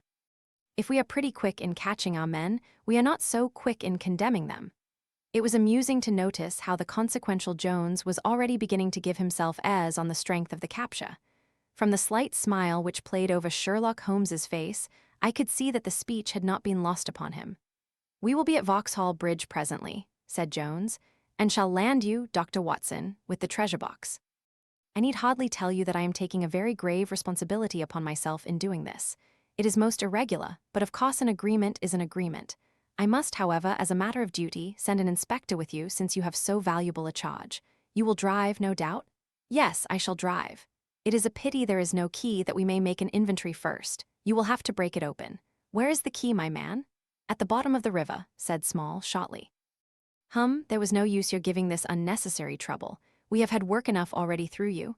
However, Doctor, I need not warn you to be careful. Bring the box back with you to the Baker Street rooms. You will find us there on our way to the station." They landed me at Vauxhall, with my heavy iron box, and with a bluff, genial inspector as my companion. A quarter of an hour's drive brought us to Mrs. Cecil Forrester's. The servant seemed surprised at so late a visitor. Mrs. Cecil Forrester was out for the evening, she explained, and likely to be very late. Miss Morstan, however, was in the drawing-room, so to the drawing-room I went, box in hand, leaving the obliging inspector in the cab. She was seated by the open window, dressed in some sort of white diaphanous material, with a little touch of scarlet at the neck and waist. The soft light of a shaded lamp fell upon her as she leaned back in the basket chair, playing over her sweet, grave face, and tinting with a dull, metallic sparkle the rich coils of her luxuriant hair. One white arm and hand drooped over the side of the chair, and her whole pose and figure spoke of an absorbing melancholy. At the sound of my footfall she sprang to her feet, however, and a bright flush of surprise and of pleasure colored her pale cheeks. "I heard a cab drive up," she said. "I thought that Mrs. Forrester had come back very early, but I never dreamed that it might be you. What news have you brought me?"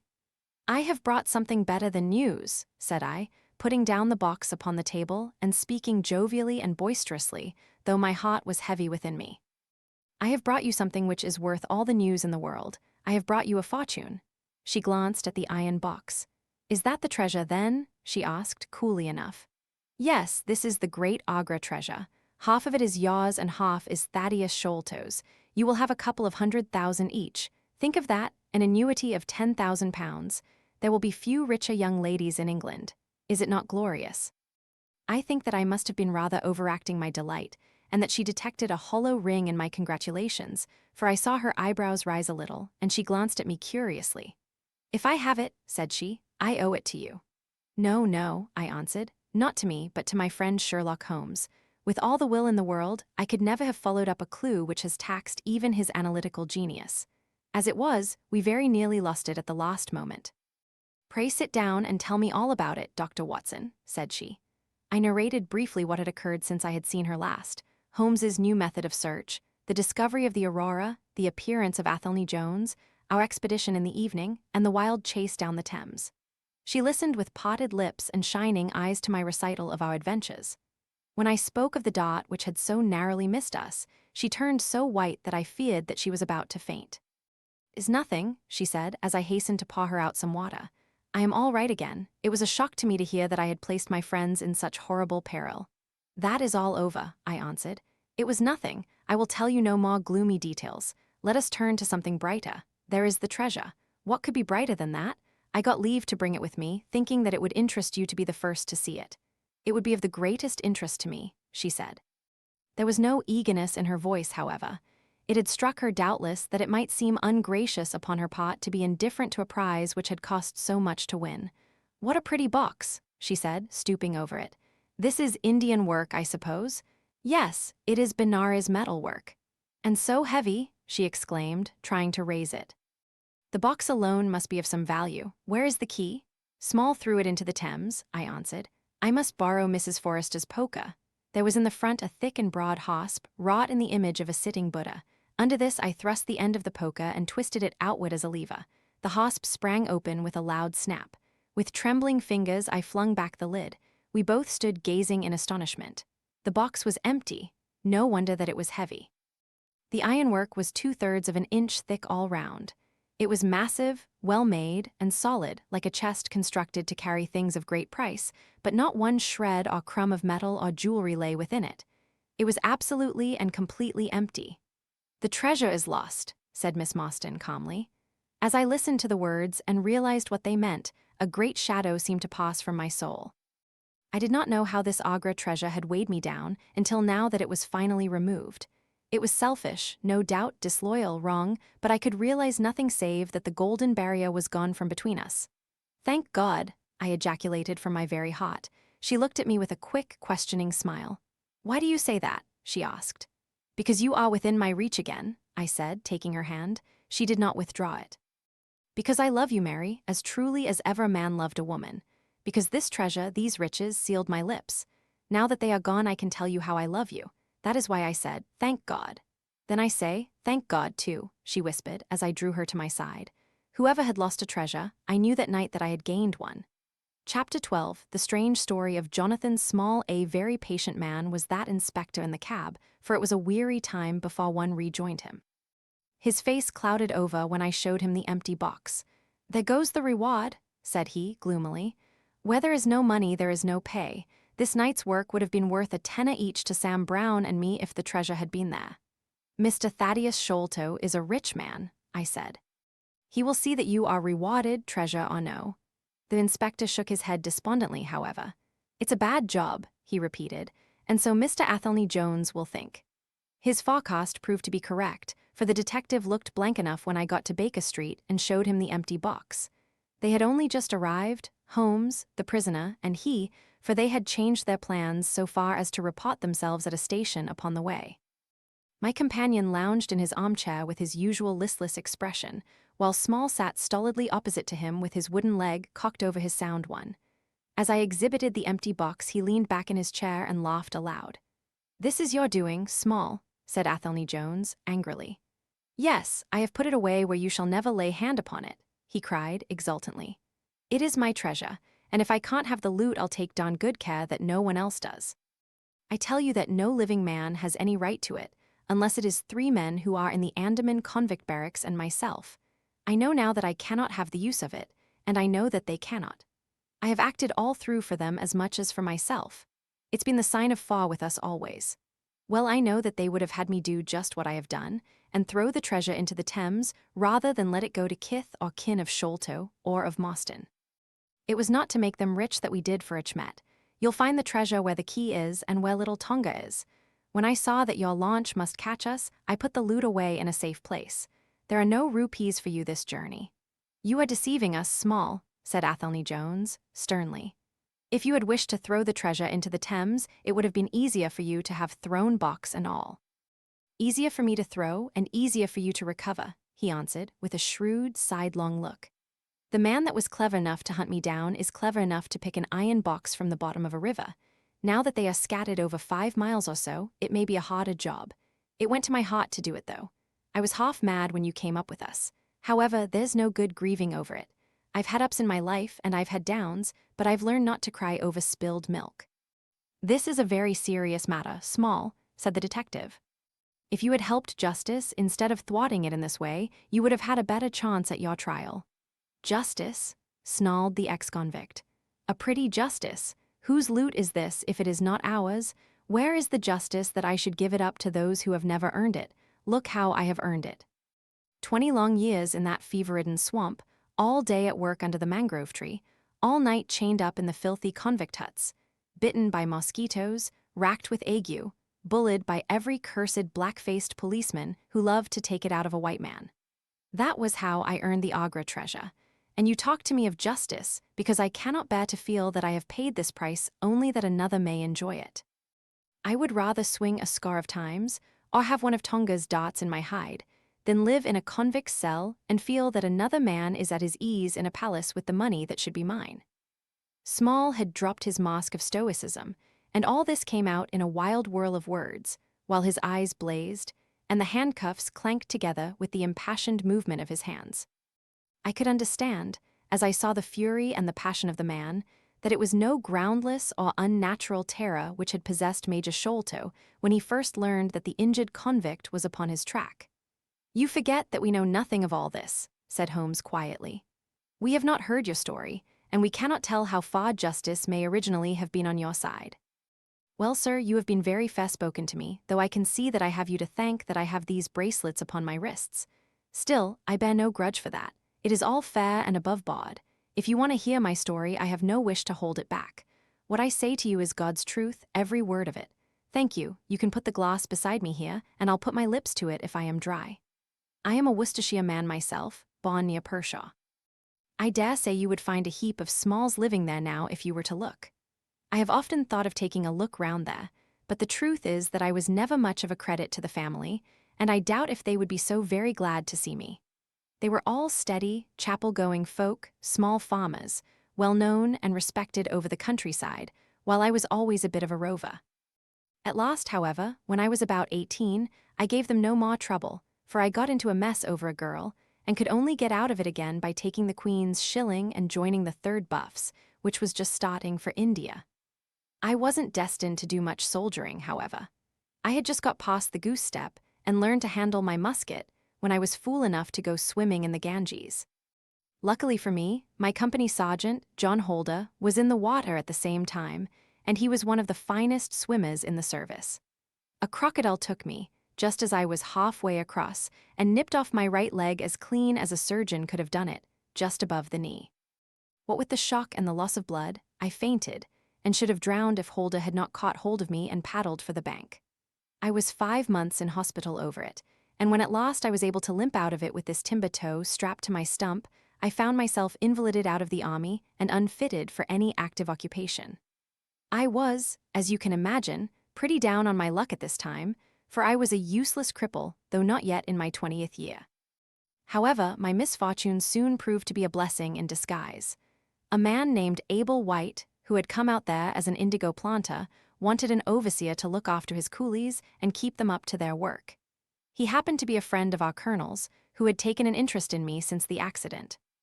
To make a long story short, the colonel recommended me strongly for the post, and as the work was mostly to be done on horseback, my leg was no great obstacle, for I had enough knee left to keep good grip on the saddle. What I had to do was to ride over the plantation, to keep an eye on the men as they worked, and to report the idlers. The pay was fair, I had comfortable quarters, and altogether I was content to spend the remainder of my life in indigo planting. Mr. Abel White was a kind man, and he would often drop into my little shanty and smoke a pipe with me, for white folk out there feel their hearts warm to each other as they never do here at home. Well, I was never in luck's way long. Suddenly, without a note of warning, the Great Mutiny broke upon us. 1 month India lay as still and peaceful, to all appearance, as Surrey or Kent. The next there were 200,000 black devils let loose, and the country was a perfect hell. Of course you know all about it, gentlemen. A deal more than I do, very like, since reading is not in my line.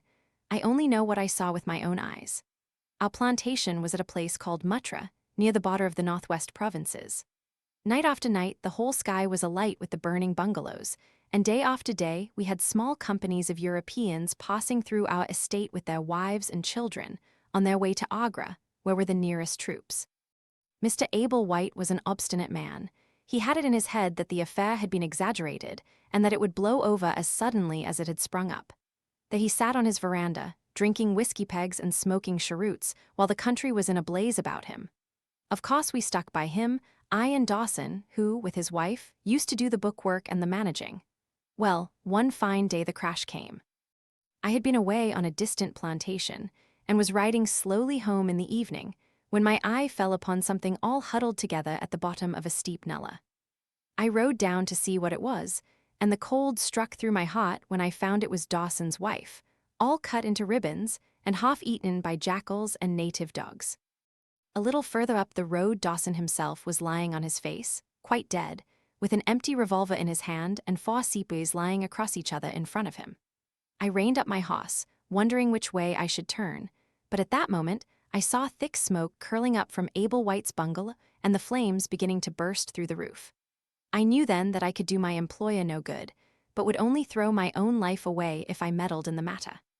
From where I stood, I could see hundreds of the black fiends, with their red coats still on their backs, dancing and howling round the burning house. Some of them pointed at me, and a couple of bullets sang past my head, so I broke away across the paddy fields and found myself late at night safe within the walls at Agra. As it proved, however, there was no great safety there either. The whole country was up like a swarm of bees. Wherever the English could collect in little bands, they held just the ground that their guns commanded. Everywhere else they were helpless fugitives.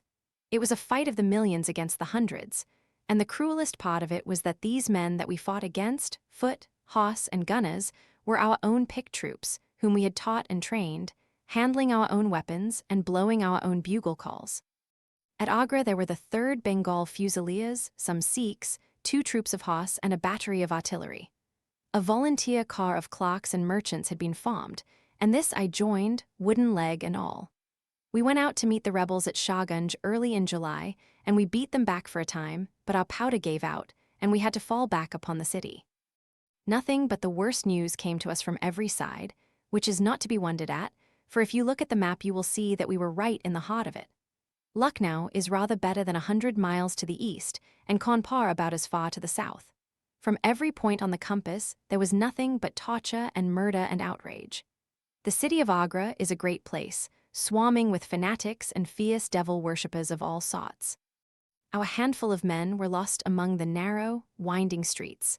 Our leader moved across the river, therefore, and took up his position in the old fort at Agra. I don't know if any of you gentlemen have ever read or heard anything of that old fort. It is a very queer place, the queerest that ever I was in, and I have been in some rum corners too. First of all, it is enormous in size. I should think that the enclosure must be acres and acres.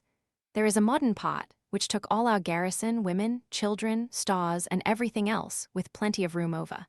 But the modern part is nothing like the size of the old quarter, where nobody goes, and which is given over to the scorpions and the centipedes. It is all full of great deserted halls, and winding passages, and long corridors twisting in and out, so that it is easy enough for folk to get lost in it. For this reason, it was seldom that anyone went into it, though now and again a party with torches might go exploring. The river washes along the front of the old fort, and so protects it, but on the sides and behind there are many doors, and these had to be guarded, of course, in the old quarter as well as in that which was actually held by our troops. We were short-handed, with hardly men enough to man the angles of the building and to serve the guns. It was impossible for us, therefore, to station a strong guard at every one of the innumerable gates. What we did was to organize a central guardhouse in the middle of the fort, and to leave each gate under the charge of 1 white man and 2 or 3 natives. I was selected to take charge during certain hours of the night of a small isolated door upon the southwest side of the building. 2 Sikh troopers were placed under my command, and I was instructed if anything went wrong to fire my musket, when I might rely upon help coming at once from the central guard. As the guard was a good 200 paces away, however, and as the space between was cut up into a labyrinth of passages and corridors, I had great doubts as to whether they could arrive in time to be of any use in case of an actual attack. Well, I was pretty proud at having this small command given me, since I was a raw recruit and a game-legged one at that. For 2 nights I kept the watch with my Punjabis. They were tall, fierce-looking chaps, Mahomet Singh and Abdullah Khan by name, both old fighting men who had borne arms against us at Chilianwala. They could talk English pretty well, but I could get little out of them.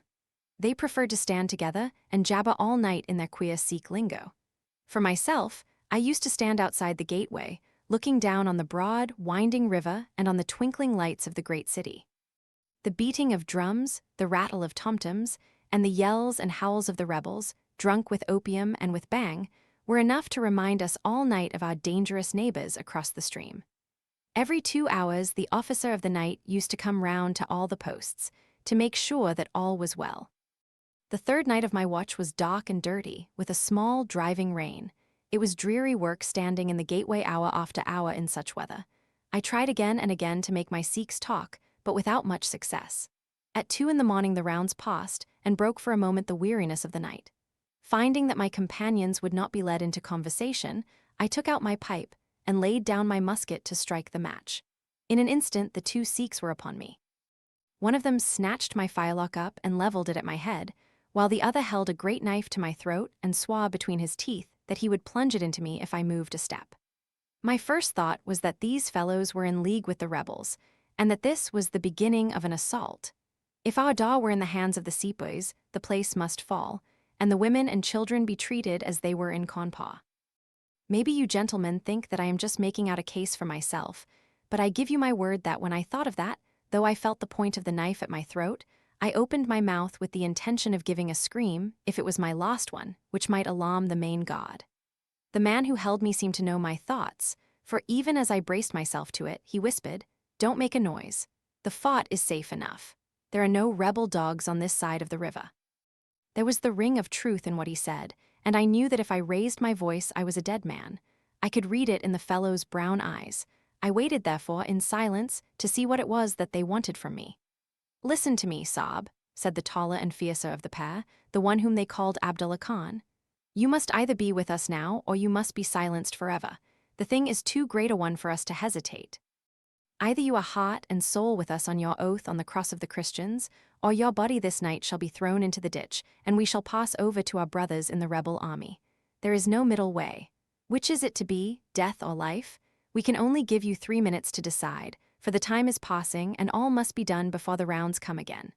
"How can I decide?" said I. "You have not told me what you want of me." "But I tell you now that if it is anything against the safety of the fort, I will have no truck with it, so you can drive home your knife and welcome." "It is nothing against the fort," said he. "We only ask you to do that which your countrymen come to this land for. We ask you to be rich. If you will be one of us this night, we will swear to you upon the naked knife, and by the threefold oath which no Sikh was ever known to break, that you shall have your fair share of the loot. A quarter of the treasure shall be yours, we can say no fairer." "But what is the treasure, then?" I asked. "I am as ready to be rich as you can be, if you will but show me how it can be done." "You will swear then," said he, "by the bones of your father, by the honor of your mother, by the cross of your faith, to raise no hand and speak no word against us, either now or afterwards." "I will swear it," I answered, "provided that the fort is not endangered." "Then my comrade and I will swear that you shall have a quarter of the treasure, which shall be equally divided among the 4 of us." "There are but 3, said I. "No, Dust Akbar must have his share. We can tell the tale to you while we await them. Do you stand at the gate, Mahomet Singh, and give notice of their coming? The thing stands thus, Saab, and I tell it to you because I know that an oath is binding upon a Ferengi, and that we may trust you. Had you been a lying Hindu, though you had sworn by all the gods in their false temples, your blood would have been upon the knife and your body in the water. But the Sikh knows the Englishman, and the Englishman knows the Sikh. Hearken, then, to what I have to say. There is a Rajah in the northern provinces who has much wealth, though his lands are small. Much has come to him from his father, and more still he has set by himself, for he is of a low nature and hoards his gold rather than spend it. When the troubles broke out, he would be friends both with the lion and the tiger, with the sepoy and with the company's Raj. Soon, however, it seemed to him that the white men's day was come, for through all the land he could hear of nothing but of their death and their overthrow. Yet, being a careful man, he made such plans that, come what might, half at least of his treasure should be left to him. That which was in gold and silver he kept by him in the vaults of his palace, but the most precious stones and the choicest pearls that he put in an iron box, and sent it by a trusty servant who, under the guise of a merchant, should take it to the fort at Agra, there to lie until the land is at peace. Thus, if the rebels won, he would have his money, but if the company conquered, his jewels would be saved to him. Having thus divided his hoard, he threw himself into the cause of the sepoys, since they were strong upon his borders. By doing this, mark you, Saab, his property becomes the due of those who have been true to their salt. This pretended merchant, who travels under the name of Achmet, is now in the city of Agra and desires to gain his way into the fort. He has with him as traveling companion my foster brother Dust Akbar, who knows his secret. Dust Akbar has promised this night to lead him to a side postern of the fort, and has chosen this one for his purpose. Here he will come presently, and here he will find Mahomet Singh and myself awaiting him. The place is lonely, and none shall know of his coming. The world shall know of the merchant Achmet no more, but the great treasure of the Rajah shall be divided among us. What say you to it, Saab? In Worcestershire, the life of a man seems a great and a sacred thing. But it is very different when there is fire and blood all round you, and you have been used to meeting death at every turn. Whether Achmet the merchant lived or died was a thing as light as air to me, but at the talk about the treasure my heart turned to it, and I thought of what I might do in the old country with it, and how my folk would stare when they saw their ne'er-do-well coming back with his pockets full of gold moidors. I had therefore already made up my mind. Abdullah Khan, however, thinking that I hesitated, pressed the matter more closely. "Consider, Saab," said he, "that if this man is taken by the commandant he will be hung or shot, and his jewels taken by the government, so that no man will be a rupee the better for them. Now, since we do the taking of him, why should we not do the rest as well? The jewels will be as well with us as in the company's coffers. There will be enough to make every one of us rich men and great chiefs. No one can know about the matter, for here we are cut off from all men. What could be better for the purpose? Say again, then, Saab, whether you are with us, or if we must look upon you as an enemy." "I am with you heart and soul," said I. "It is well," he answered, handing me back my firelock. "You see that we trust you, for your word, like ours, is not to be broken. We have now only to wait for my brother and the merchant." "Does your brother know, then, of what you will do?" I asked. "The plan is his. He has devised it. We will go to the gate and share the watch with Mahomet Singh." The rain was still falling steadily, for it was just the beginning of the wet season. Brown, heavy clouds were drifting across the sky, and it was hard to see more than a stone cast. A deep moat lay in front of our door, but the water was in places nearly dried up, and it could easily be crossed. It was strange to me to be standing there with those two wild Punjabis waiting for the man who was coming to his death. Suddenly, my eye caught the glint of a shaded lantern at the other side of the moat. It vanished among the mound heaps and then appeared again, coming slowly in our direction. "Here they are," I exclaimed. "You will challenge him, Saab, as usual," whispered Abdullah. "Give him no cause for fear. Send us in with him, and we shall do the rest while you stay here on guard. Have the lantern ready to uncover, that we may be sure that it is indeed the man." The light had flickered onwards, now stopping and now advancing until I could see two dark figures upon the other side of the moat. I let them scramble down the sloping bank, splash through the mire, and climb halfway up to the gate before I challenged them. "Who goes there?" said I in a subdued voice. "Friends," came the answer. I uncovered my lantern and threw a flood of light upon them. The first was an enormous Sikh, with a black beard which swept nearly down to his cummerbund. Outside of a show, I have never seen so tall a man. The other was a little, fat, round fellow, with a great yellow turban and a bundle in his hand, done up in a shawl. He seemed to be all in a quiver with fear, for his hands twitched as if he had the ague, and his head kept turning to left and right with two bright little twinkling eyes, like a mouse when he ventures out from his hole. It gave me the chills to think of killing him, but I thought of the treasure, and my heart set as hard as a flint within me. When he saw my white face, he gave a little cheer-up of joy and came running up towards me. "Your protection, Saab," he panted. "Your protection for the unhappy merchant Achmet. I have traveled across Rajputana that I might seek the shelter of the fort at Agra. I have been robbed and beaten and abused because I have been the friend of the company. It is a blessed night this when I am once more in safety, I and my poor possessions. What have you in the bundle?" I asked. "An iron box," he answered, "which contains one or two little family matters which are of no value to others, but which I should be sorry to lose. Yet I am not a beggar, and I shall reward you, young Saab, and your governor also, if he will give me the shelter I ask." I could not trust myself to speak longer with the man. The more I looked at his fat, frightened face, the harder did it seem that we should slay him in cold blood. It was best to get it over. "Take him to the main guard," said I. The two Sikhs closed in upon him on each side, and the giant walked behind, while they marched in through the dark gateway. Never was a man so compassed round with death. I remained at the gateway with the lantern. I could hear the measured tramp of their footsteps sounding through the lonely corridors. Suddenly it ceased, and I heard voices and a scuffle with the sound of blows. A moment later there came, to my horror, a rush of footsteps coming in my direction, with the loud breathing of a running man. I turned my lantern down the long, straight passage, and there was the fat man, running like the wind, with a smear of blood across his face, and close at his heels, bounding like a tiger, the great black-bearded Sikh, with a knife flashing in his hand. I have never seen a man run so fast as that little merchant. He was gaining on the Sikh, and I could see that if he once passed me and got to the open, ere he would save himself yet. My heart softened to him, but again the thought of his treasure turned me hard and bitter. I cast my firelock between his legs as he raced past, and he rolled twice over like a shot rabbit. Ere he could stagger to his feet, the Sikh was upon him, and buried his knife twice in his side. The man never uttered moan nor moved muscle, but lay where he had fallen. I think myself that he may have broken his neck with the fall. You see, gentlemen, that I am keeping my promise. I am telling you every work of the business just exactly as it happened, whether it is in my favor or not. He stopped, and held out his manacled hands for the whiskey and water which Holmes had brewed for him. For myself, I confess that I had now conceived the utmost horror of the man, not only for this cold-blooded business in which he had been concerned, but even more for the somewhat flippant and careless way in which he narrated it. Whatever punishment was in store for him, I felt that he might expect no sympathy from me. Sherlock Holmes and Jones sat with their hands upon their knees, deeply interested in the story, but with the same disgust written upon their faces. He may have observed it, for there was a touch of defiance in his voice and manner as he proceeded. "It was all very bad, no doubt," said he. "I should like to know how many fellows in my shoes would have refused a share of this loot when they knew that they would have their throats cut for their pains. Besides, it was my life or his when once he was in the fort. If he had got out, the whole business would come to light, and I should have been court-martialed and shot as likely as not, for people were not very lenient at a time like that." "Go on with your story," said Holmes, shortly.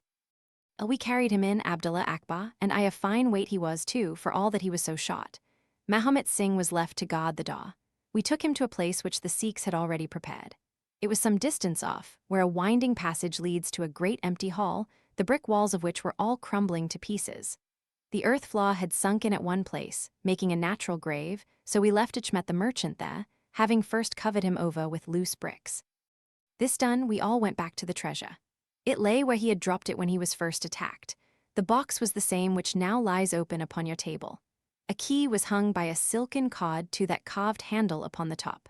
We opened it, and the light of the lantern gleamed upon a collection of gems, such as I have read of and thought about when I was a little lad at Pershore. It was blinding to look upon them. When we had feasted our eyes, we took them all out and made a list of them. There were 143 diamonds of the first water, including one which has been called, I believe, the Great Mogul, and is said to be the second largest stone in existence. Then there were 97 very fine emeralds and 170 rubies, some of which, however, were small. There were 40 carbuncles, 210 sapphires, 61 agates, and a great quantity of beryls, onyxes, cat's eyes, turquoises, and other stones, the very names of which I did not know at the time, though I have become more familiar with them since. Besides this, there were nearly 300 very fine pearls, 12 of which were set in a gold coronet.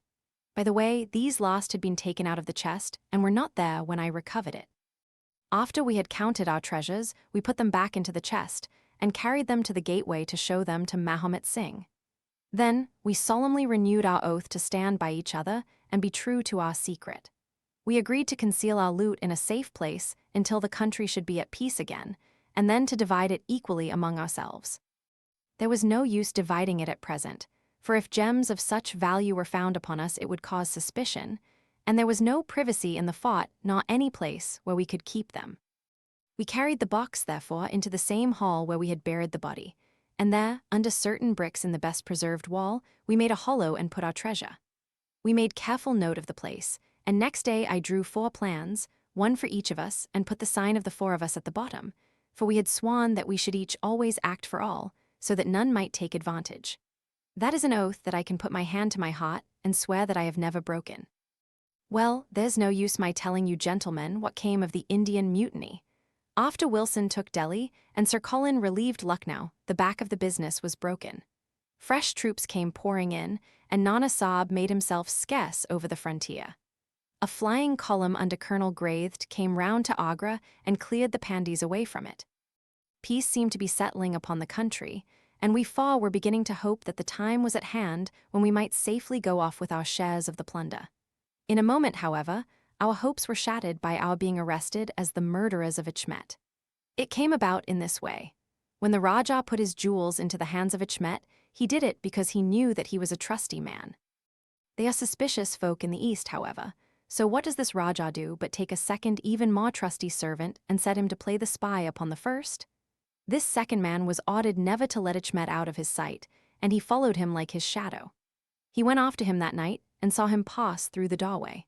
Of course he thought he had taken refuge in the fort and applied for admission there himself next day, but could find no trace of Ichmet. This seemed to him so strange that he spoke about it to a sergeant of guides, who brought it to the ears of the commandant. A thorough search was quickly made, and the body was discovered. Thus, at the very moment that we thought that all was safe, we were all four seized and brought to trial on a charge of murder. 3 of us because we had held the gate that night, and the 4th because he was known to have been in the company of the murdered man. Not a word about the jewels came out at the trial, for the Rajah had been deposed and driven out of India, so no one had any particular interest in them. The murder, however, was clearly made out, and it was certain that we must all have been concerned in it. The 3 Sikhs got penal servitude for life, and I was condemned to death, though my sentence was afterwards commuted into the same as the others. It was rather a queer position that we found ourselves in then.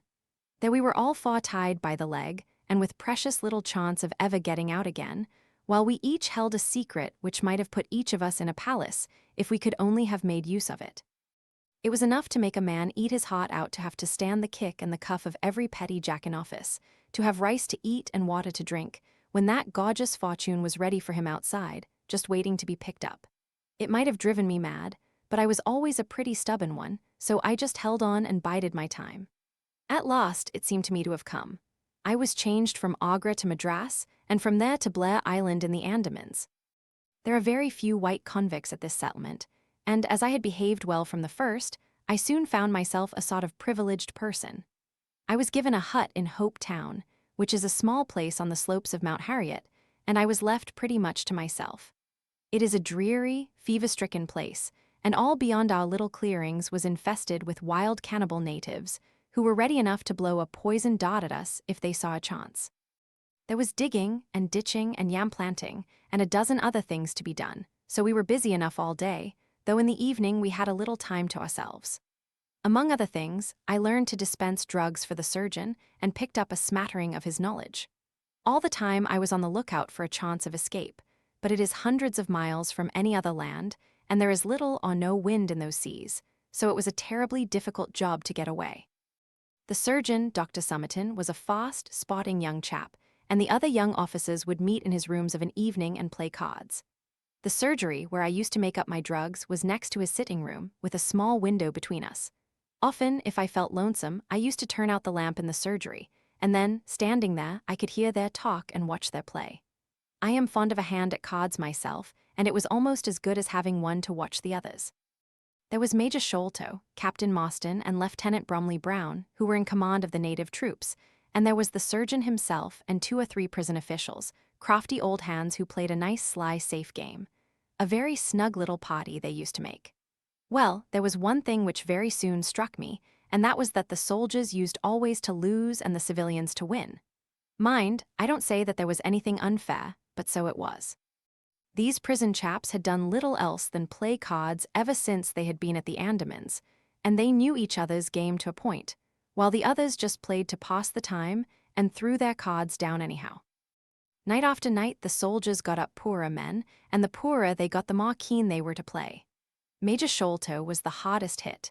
He used to pay in notes and gold at first, but soon it came to notes of hand and for big sums. He sometimes would win for a few deals, just to give him hot, and then the luck would set in against him worse than ever. All day he would wander about as black as thunder, and he took to drinking a deal more than was good for him. One night he lost even more heavily than usual.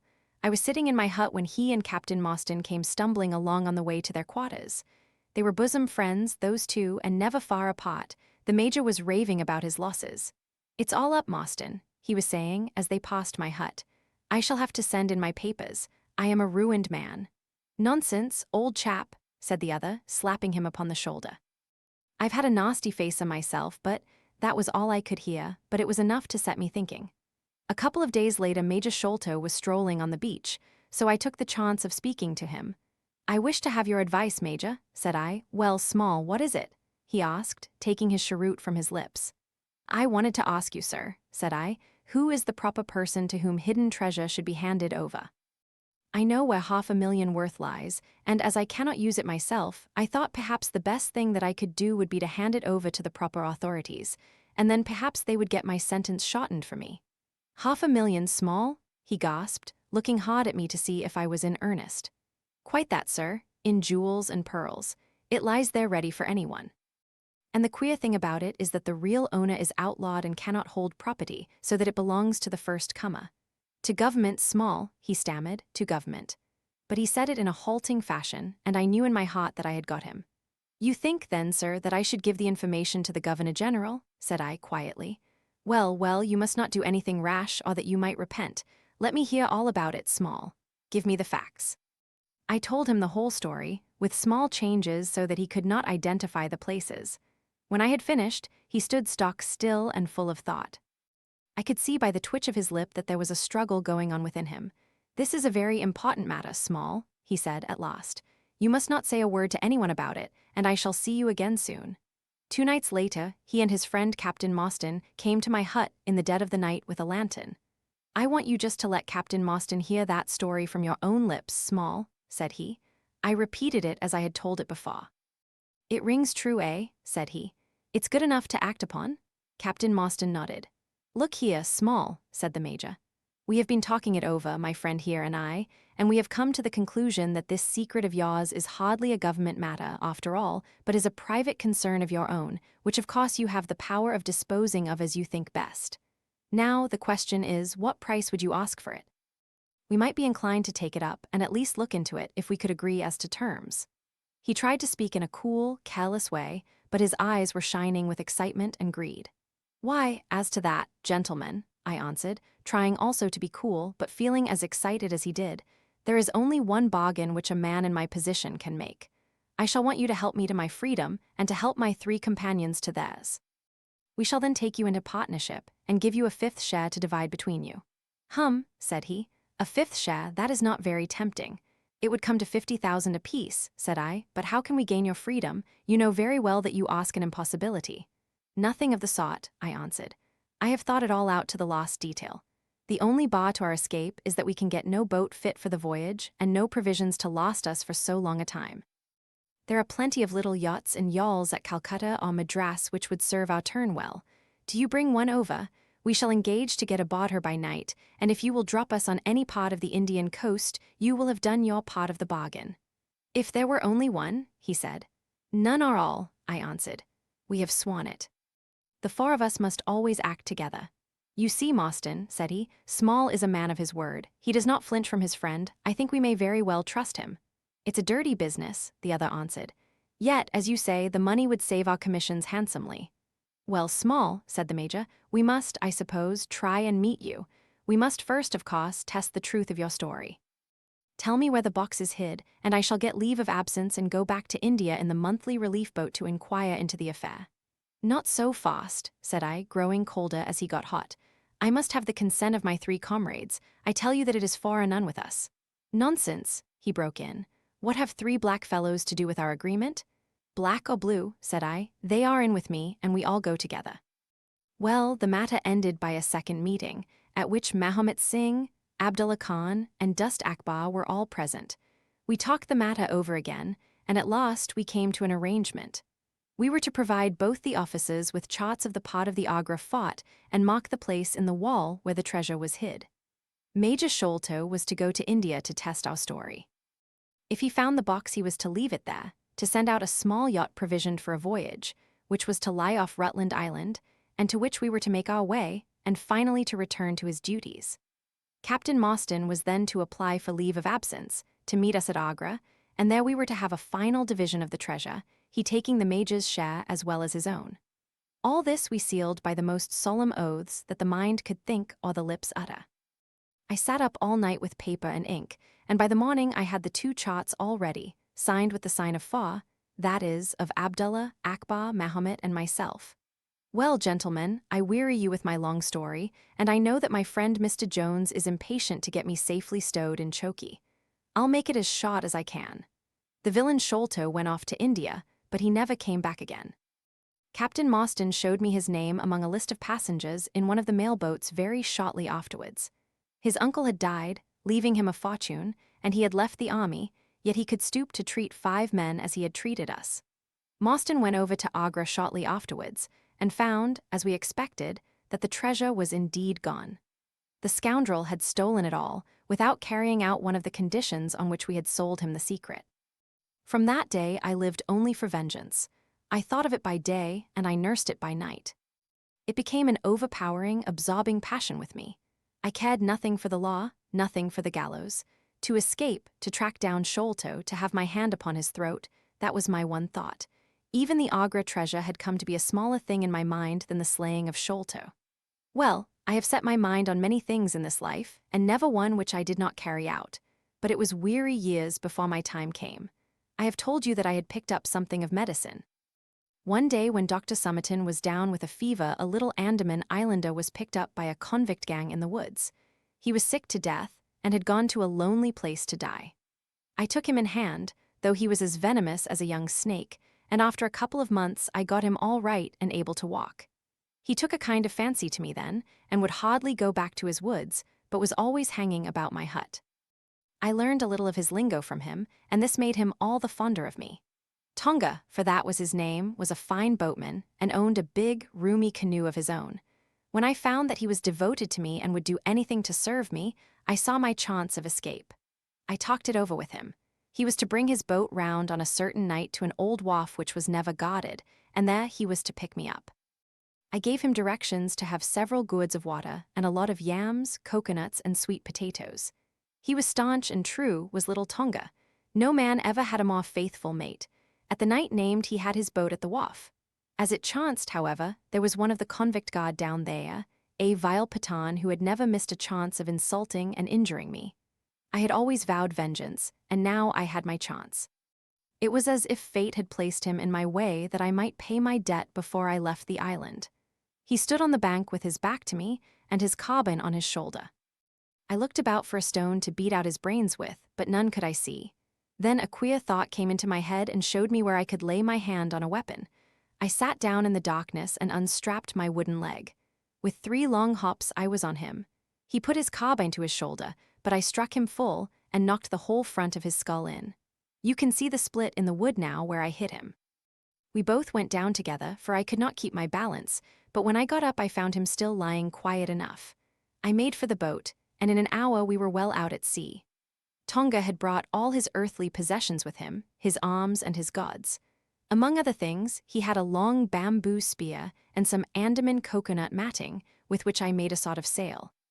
For 10 days we were beating about, trusting to luck, and on the 11th we were picked up by a trader which was going from Singapore to Jeddah with a cargo of Malay pilgrims. They were a rum crowd, and Tonga and I soon managed to settle down among them.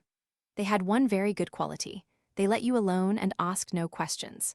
Well, if I were to tell you all the adventures that my little chum and I went through, you would not thank me, for I would have you here until the sun was shining. Here and there we drifted about the world, something always turning up to keep us from London. All the time, however, I never lost sight of my purpose. I would dream of Sholto at night. 100 times I have killed him in my sleep. At last, however, some 3 or 4 years ago, we found ourselves in England. I had no great difficulty in finding where Sholto lived, and I set to work to discover whether he had realized the treasure or if he still had it. I made friends with someone who could help me. I name no names, for I don't want to get anyone else in a hole, and I soon found that he still had the jewels. Then I tried to get at him in many ways, but he was pretty sly and had always 2 prize fighters, besides his sons and his kitmutka, on guard over him. One day, however, I got word that he was dying. I hurried at once to the garden, mad that he should slip out of my clutches like that, and looking through the window, I saw him lying in his bed, with his sons on each side of him. I'd have come through and taken my chance with the 3 of them, only even as I looked at him his jaw dropped, and I knew that he was gone. I got into his room that same night, though, and I searched his papers to see if there was any record of where he had hidden our jewels. There was not a line, however, so I came away, bitter and savage as a man could be. Before I left, I bethought me that if I ever met my Sikh friends again, it would be a satisfaction to know that I had left some mark of our hatred. So I scrawled down the sign of the four of us, as it had been on the chart, and I pinned it on his bosom. It was too much that he should be taken to the grave without some token from the men whom he had robbed and befooled. We earned a living at this time by my exhibiting Pa Tonga at fairs and other such places as the Black Cannibal. He would eat raw meat and dance his war dance, so we always had a hatful of pennies after a day's work. I still heard all the news from Pondicherry Lodge, and for some years there was no news to hear except that they were hunting for the treasure. At last, however, came what we had waited for so long. The treasure had been found. It was up at the top of the house, in Mr. Bartholomew Sholto's chemical laboratory. I came at once and had a look at the place, but I could not see how with my wooden leg I was to make my way up to it. I learned, however, about a trapdoor in the roof and also about Mr. Sholto's supper hour. It seemed to me that I could manage the thing easily through Tonga. I brought him out with me with a long rope wound round his waist. He could climb like a cat, and he soon made his way through the roof, but as ill luck would have it, Bartholomew Sholto was still in the room, to his cost. Tonga thought he had done something very clever in killing him, for when I came up by the rope I found him strutting about as proud as a peacock. Very much surprised was he when I made at him with the rope's end and cursed him for a little bloodthirsty imp. I took the treasure box and let it down, and then slid down myself, having first left the sign of the far upon the table, to show that the jewels had come back at last to those who had most right to them. Tonga then pulled up the rope, closed the window, and made off the way that he had come. I don't know that I have anything else to tell you. I had heard a waterman speak of the speed of Smith's launch the Aurora, so I thought she would be a handy craft for our escape. I engaged with old Smith, and was to give him a big sum if he got us safe to our ship. He knew, no doubt, that there was some screw loose, but he was not in our secrets. All this is the truth, and if I tell it to you, gentlemen, it is not to amuse you, for you have not done me a very good turn, but it is because I believe the best defense I can make is just to hold back nothing, but let all the world know how badly I have myself been served by Major Sholto, and how innocent I am of the death of his son. A very remarkable account, said Sherlock Holmes. A fitting wind-up to an extremely interesting case. There is nothing at all new to me in the latter part of your narrative, except that you brought your own rope, that I did not know. By the way, I had hoped that Tonga had lost all his darts, yet he managed to shoot one at us in the boat. He had lost them all, sir, except the one which was in his blowpipe at the time. Ah, of course, said Holmes. I had not thought of that. Is there any other point which you would like to ask about? Asked the convict affably. I think not, thank you, my companion answered. Well, Holmes, said Athelney Jones, you are a man to be humoured, and we all know that you are a connoisseur of crime, but duty is duty, and I have gone rather far in doing what you and your friend asked me. I shall feel more at ease when we have our storyteller here safe under lock and key. The cab still waits, and there are 2 inspectors downstairs. I am much obliged to you both for your assistance. Of course you will be wanted at the trial. Good night to you. Good night, gentlemen both, said Jonathan Small. You first, Small, remarked the wary Jones as they left the room. I'll take particular care that you don't club me with your wooden leg, whatever you may have done to the gentleman at the Andaman Isles. Well, and there is the end of our little drama, I remarked, after we had sat some time smoking in silence. I fear that it may be the last investigation in which I shall have the chance of studying your methods. Miss Morstan has done me the honor to accept me as a husband in prospective. He gave a most dismal groan. I feared as much, said he. I really cannot congratulate you. I was a little hurt. Have you any reason to be dissatisfied with my choice? I asked. Not at all. I think she is one of the most charming young ladies I ever met, and might have been most useful in such work as we have been doing. She had a decided genius that way. Witness the way in which she preserved that Agra plan from all the other papers of her father. But love is an emotional thing, and whatever is emotional is opposed to that true cold reason which I place above all things. I should never marry myself, lest I bias my judgment. I trust, said I, laughing, that my judgment may survive the ordeal, but you look weary. Yes, the reaction is already upon me. I shall be as limp as a rag for a week. Strange, said I, how terms of what in another man I should call laziness alternate with your fits of splendid energy and vigor. Yes, he answered, there are in me the makings of a very fine loafer, and also of a pretty spry sort of fellow. I often think of those lines of old Goethe. Shade das die Nata nur einen Mensch, aus dia Schuff, den zum Wuodigen man wa und zum Schelmen der Stoff. By the way, apropos of this Nawad business, you see that they had, as I surmised, a confederate in the house, who could be none other than Lal Rao, the butler. So Jones actually has the undivided honor of having caught one fish in his great haul. The division seems rather unfair, I remarked. You have done all the work in this business. I get a wife out of it, Jones gets the credit, pray what remains for you? For me, said Sherlock Holmes, there still remains the cocaine bottle. And he stretched his long white hand up for it.